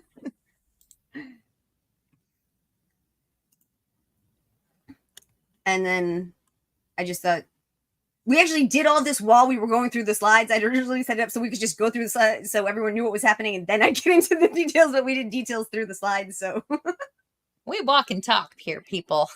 yeah. I mean, we've talked about ethical dilemmas, the artificial intelligence, I know that was like the one thing that I found really interesting. What he says in the beginning is every species is its own species because it um it reproduces it that your legacy, your proof that you were here, that you made a difference, that you did anything, it is your children and your descendants to a large degree in Sure. most civilizations. And so data set is I am technically a new species. I wish to have a legacy. I wish to produce the next generation to this be of me but be better. Right. And it's not something most modern people think about. I mean, in the past, the idea of legacy was a huge deal. That it was very important to make sure your ancestors' genes continued to pass on. These days, And nobody thinks about. well, and I mean, in some cultures, and I think more Western is what I'm thinking of at the moment. It's like that was what kept your family going. That was your family business. That was you kept the farm going, and you Mm-hmm, you kept it was the lifeline of the mm-hmm, family line was having kids. yep. Who's going to take care of you when you get older? Your kids, and it just so on and so forth. If they Benjamin were not, Franklin was. Oh, sorry. I'm Benjamin sorry, Franklin I'm was just quoted saying, as like, if saying, "If you they want to be rich, marry a widow with 10 sons." There you go. Because you have an automatic workforce for either your They will small take care of factory you. or your farm, whatever it is. Yeah. Frostbite, Jess, did you watch any of the episodes of Isaac and the Orville with his interactions with non-robotic life forms? I watched all of the Orville, but it's been a while and I could use a refresher. But I will say yes, I could not describe them to you at the moment. I thought Isaac was actually really good at being a unique version of an android. I mean, there's certain Yeah. aspects of Data in him and aspects of other similar stuff to larger, but he was very unique. And I thought that was really impressive that you could give us, not just because he looked different, but actually his mannerisms were very robotic and yet not like other robots that we've seen in sci-fi. I thought the writers for Isaac did a really good job with creating him. They did a really great job encapsulating the essence of TNG Mhm.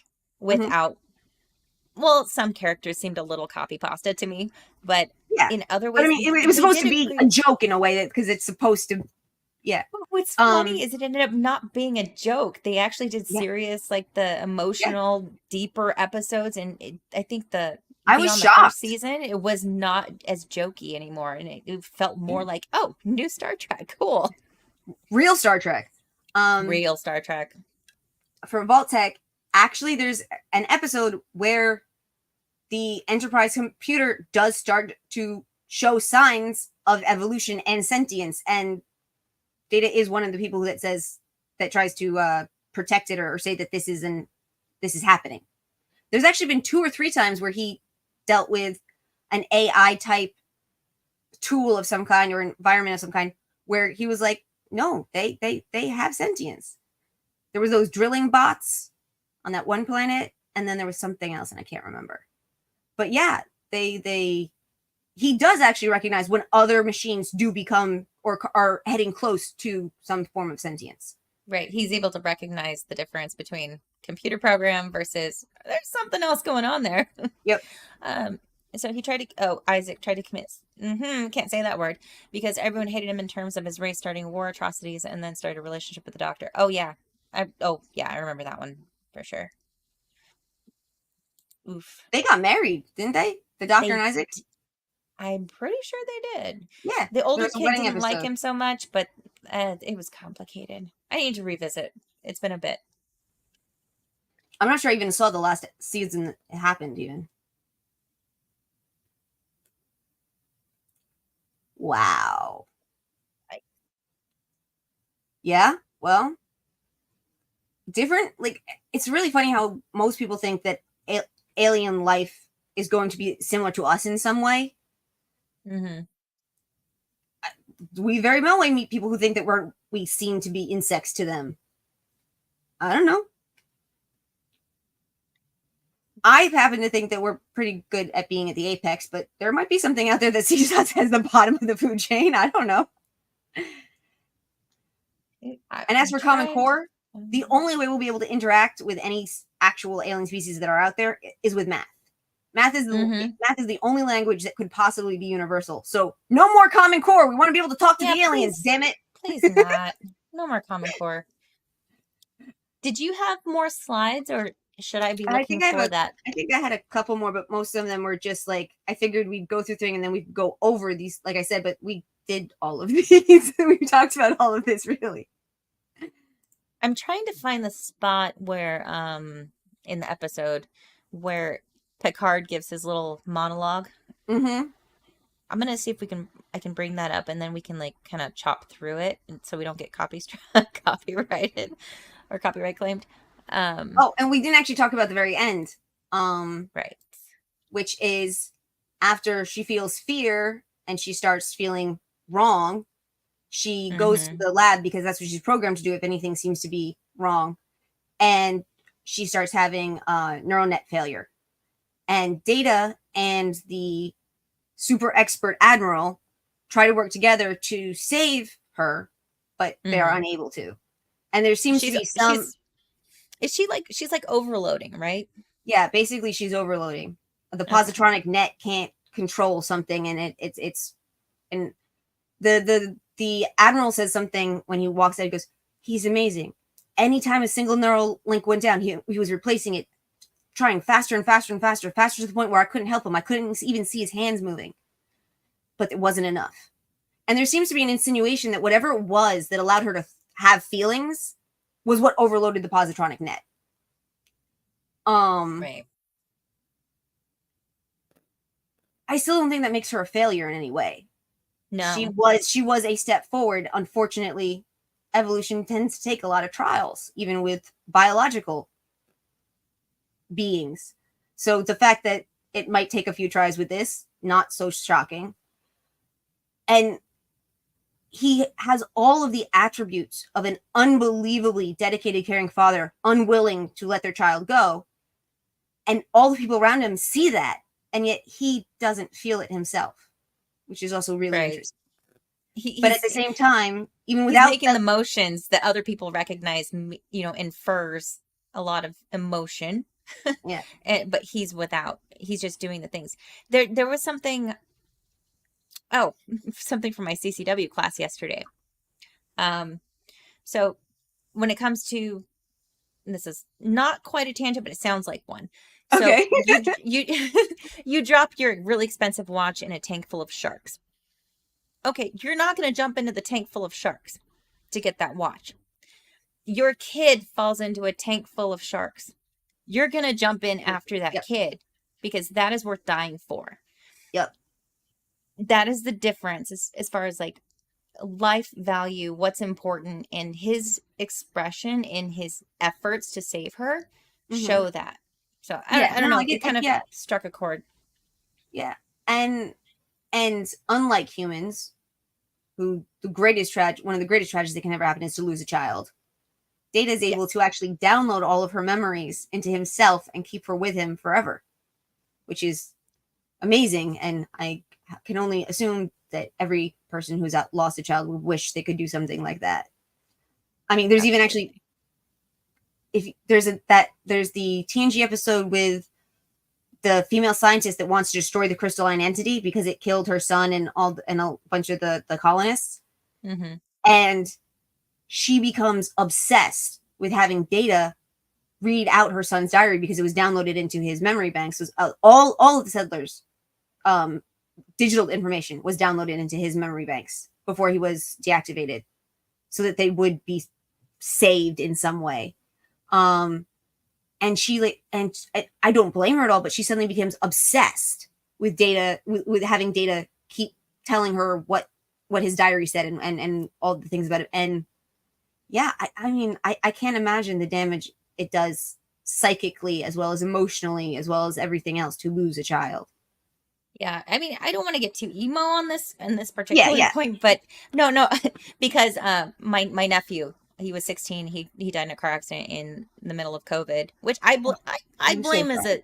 as a as a freaking COVID death because the kids, and I say kids because my nieces nephews were 16 to 20 at the time, Mhm. and they were going absolutely batshit crazy because they couldn't go anywhere, do anything, and it was just like one weekend they're like, we're gonna drive to the coast. We got to get out, we got to go. And my sister's like, go with your sisters, because he was like 6'2". He was a big kid. Mhm. But he was 16 and he was on the spectrum. But she felt better, Mm. like, go with your sisters because they need, a Yeah. guy with them to protect them. And they had a car accident on the way home. And it's like, if the COVID restrictions didn't happen, my elder niece who was driving, um, the vehicle. She was living with us in Northern California, and my sister, when COVID happened, I had a baby. She's like, Mhm. "You need to come back home because they have a little kid, and we can't risk you bringing COVID into their house. You need to come back." So she moved back. It was such bullshit. It like there was like a series. What is it? Something of unfortunate events. Series of unfortunate events. Yeah. Yes, yeah, that. So all these things in line, right? And then so my nephew was killed in that accident. My family has been totally fractured. My sister is a Yeah. walking zombie. Like, she functions and she puts on like the Instagram, like, Mhm. But oh, but really, yeah. it's like Walking Dead people. So losing a kid, I can comprehend. If I lost mine, I I've only seen it very closely, and Mhm. I've felt it from an aunt's perspective. For my own, I don't know how my sister does it. I don't know how my sister gets up every day. So being a parent, there's so much risk and so much reward, right? Mhm. You worry about said being, said creature, said thing, and it's everything. It becomes everything. So Yeah. watching these types of episodes, and especially like knowing that he's an android, he doesn't feel, but he's expressing and he's doing things that you project onto the Yeah. character, or projects onto you, which way. Um, this is a very hard hitting episode, even though they Oh do yeah. have a lot of like There's a lot of bits of little joy levity. bits, but there's it. Oh yeah, it's a very it definitely hits really hard, especially the end. I remember crying the first time I saw it. Probably cried the second time I saw See, it too. See, that's the thing. Like rewatching these episodes is so great. They're timeless in Hmm. their essence, right? Yep. Watching it as a kid, it was entertaining. I had no idea about all the other things that they were inferring. Watching it 15 years ago, fun episode, very emotional. I Hmm. cry at things that I don't know, but like I feel empathy toward characters. Hmm. And then phases of your life, when you rewatch these types of shows, you're looking at it through a totally different lens, and it Yeah. hits different points of your life and your emotions and that, and I appreciate them so much more as I've aged, and like with Hmm. life experience or whatever. I find more details in them that are more meaningful than the the fifth time I've watched them in the past. So No, this absolutely, absolutely. Um, I definitely had something I was going to say. I'm sorry, I went off. No, no, no, no, no, no. Wasn't what I was originally going to say, but the thing that I found the weirdest about, for some reason during the COVID lockdowns, the Hmm. car accidents went up. Less people on the There you road. go. Yeah, the car accidents went up. That was just insane to me. And Hmm. I have a certain amount of sympathy to everyone who felt kind of made crazy by the lockdowns.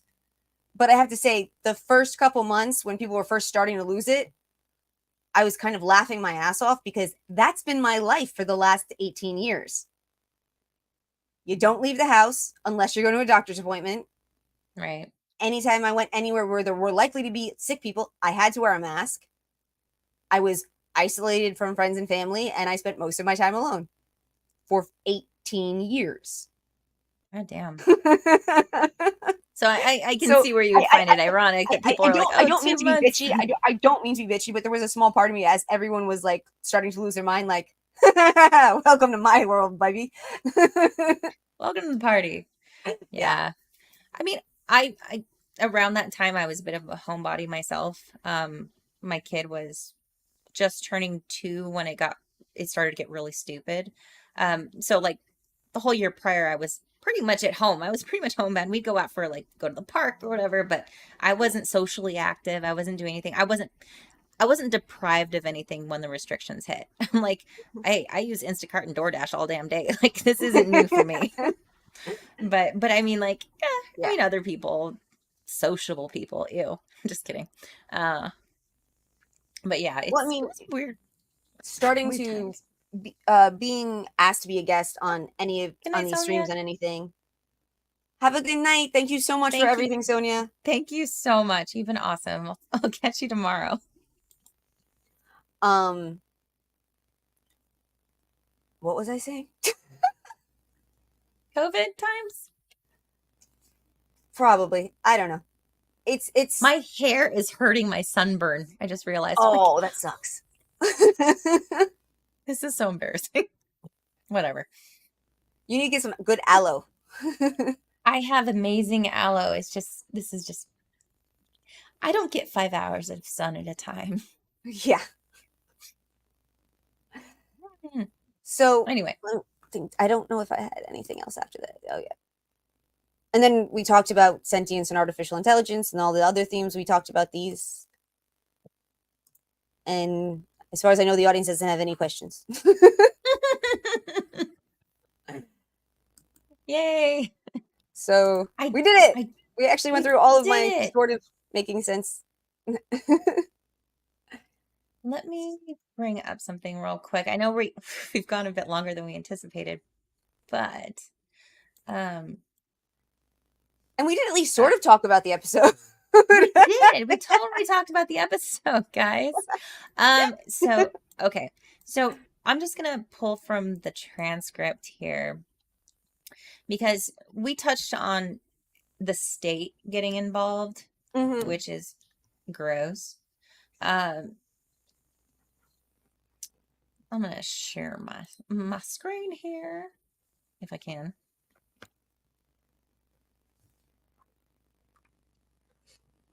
See. So at the end in the observation lounge, the admiral's there. Data, you've got her off to a great start. Blah blah blah.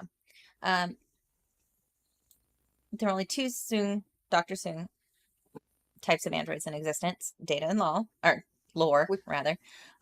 It'd be And that's dangerous to not have true. you. There's the woman, the older woman, who doesn't know And she's an android. we don't know about that yet. And it'd be dangerous to have you in the same spot. Picard is advocating to keep her with Data. Admiral says, "You're not a parent, Captain. I am. And there comes a time when all parents must give up their children for their own good." Are you kidding me? Yeah. Give up their children for There's their a own difference good to between whom? there's a difference between telling your 18-year-old to get off the couch and go start his life and Get a job. taking away someone else's basically few days old daughter, even if she has other abilities to be more adult. No, you don't get to take away the baby. And she is an infant, Yeah. right? So his whole like, oh yeah, 18-year-olds get GTFO, right? Get a job and get out. No, she's like literally less than a week old at this point. Not the time, not the place. Um, Data said he Even had hoped Picard she says, I wanted can to join. see, even I can see that the umbilical cord is barely cut. She depends on him. She needs him. Right. Yeah. Then, where was it?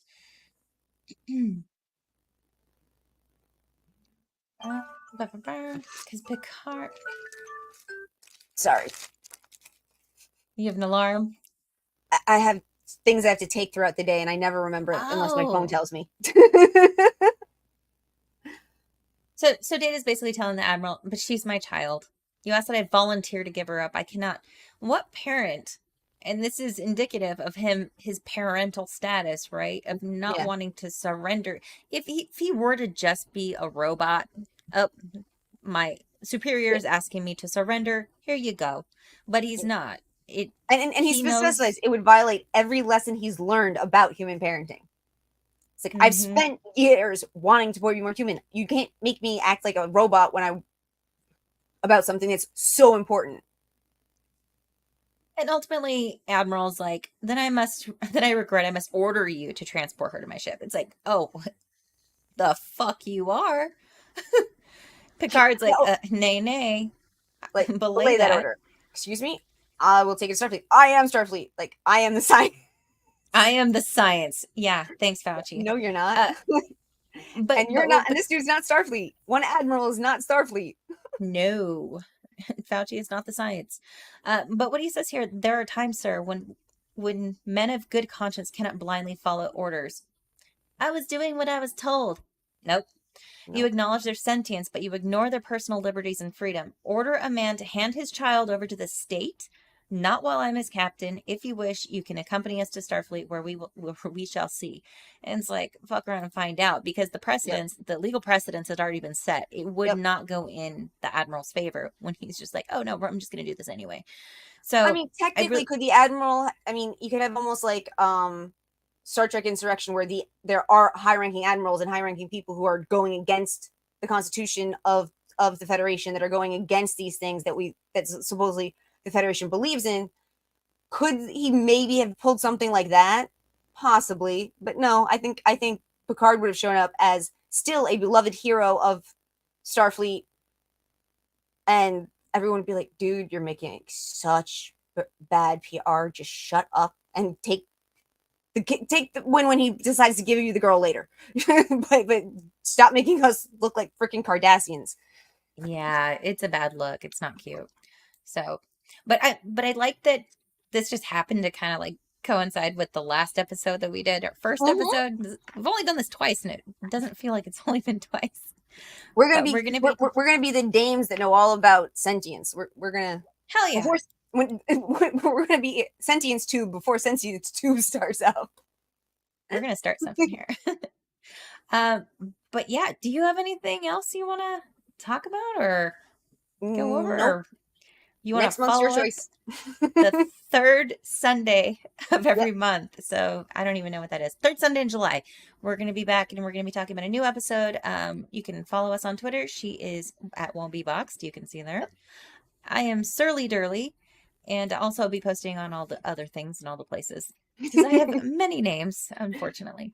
But thank you so much for everybody that showed up. The super chats, the gifted memberships, the new That was memberships. amazing. That was so cool. Amazing. Um, Hail the Bigot Army. I didn't know you guys were such Star Trek nerds. That's awesome. I love That it. was really cool. I've never actually been rated before. It's my second time. Oh my. But on that note, guys, we're going to call it a night, and we'll catch you on the next one. Be Have a good night, excellent to each everybody. other.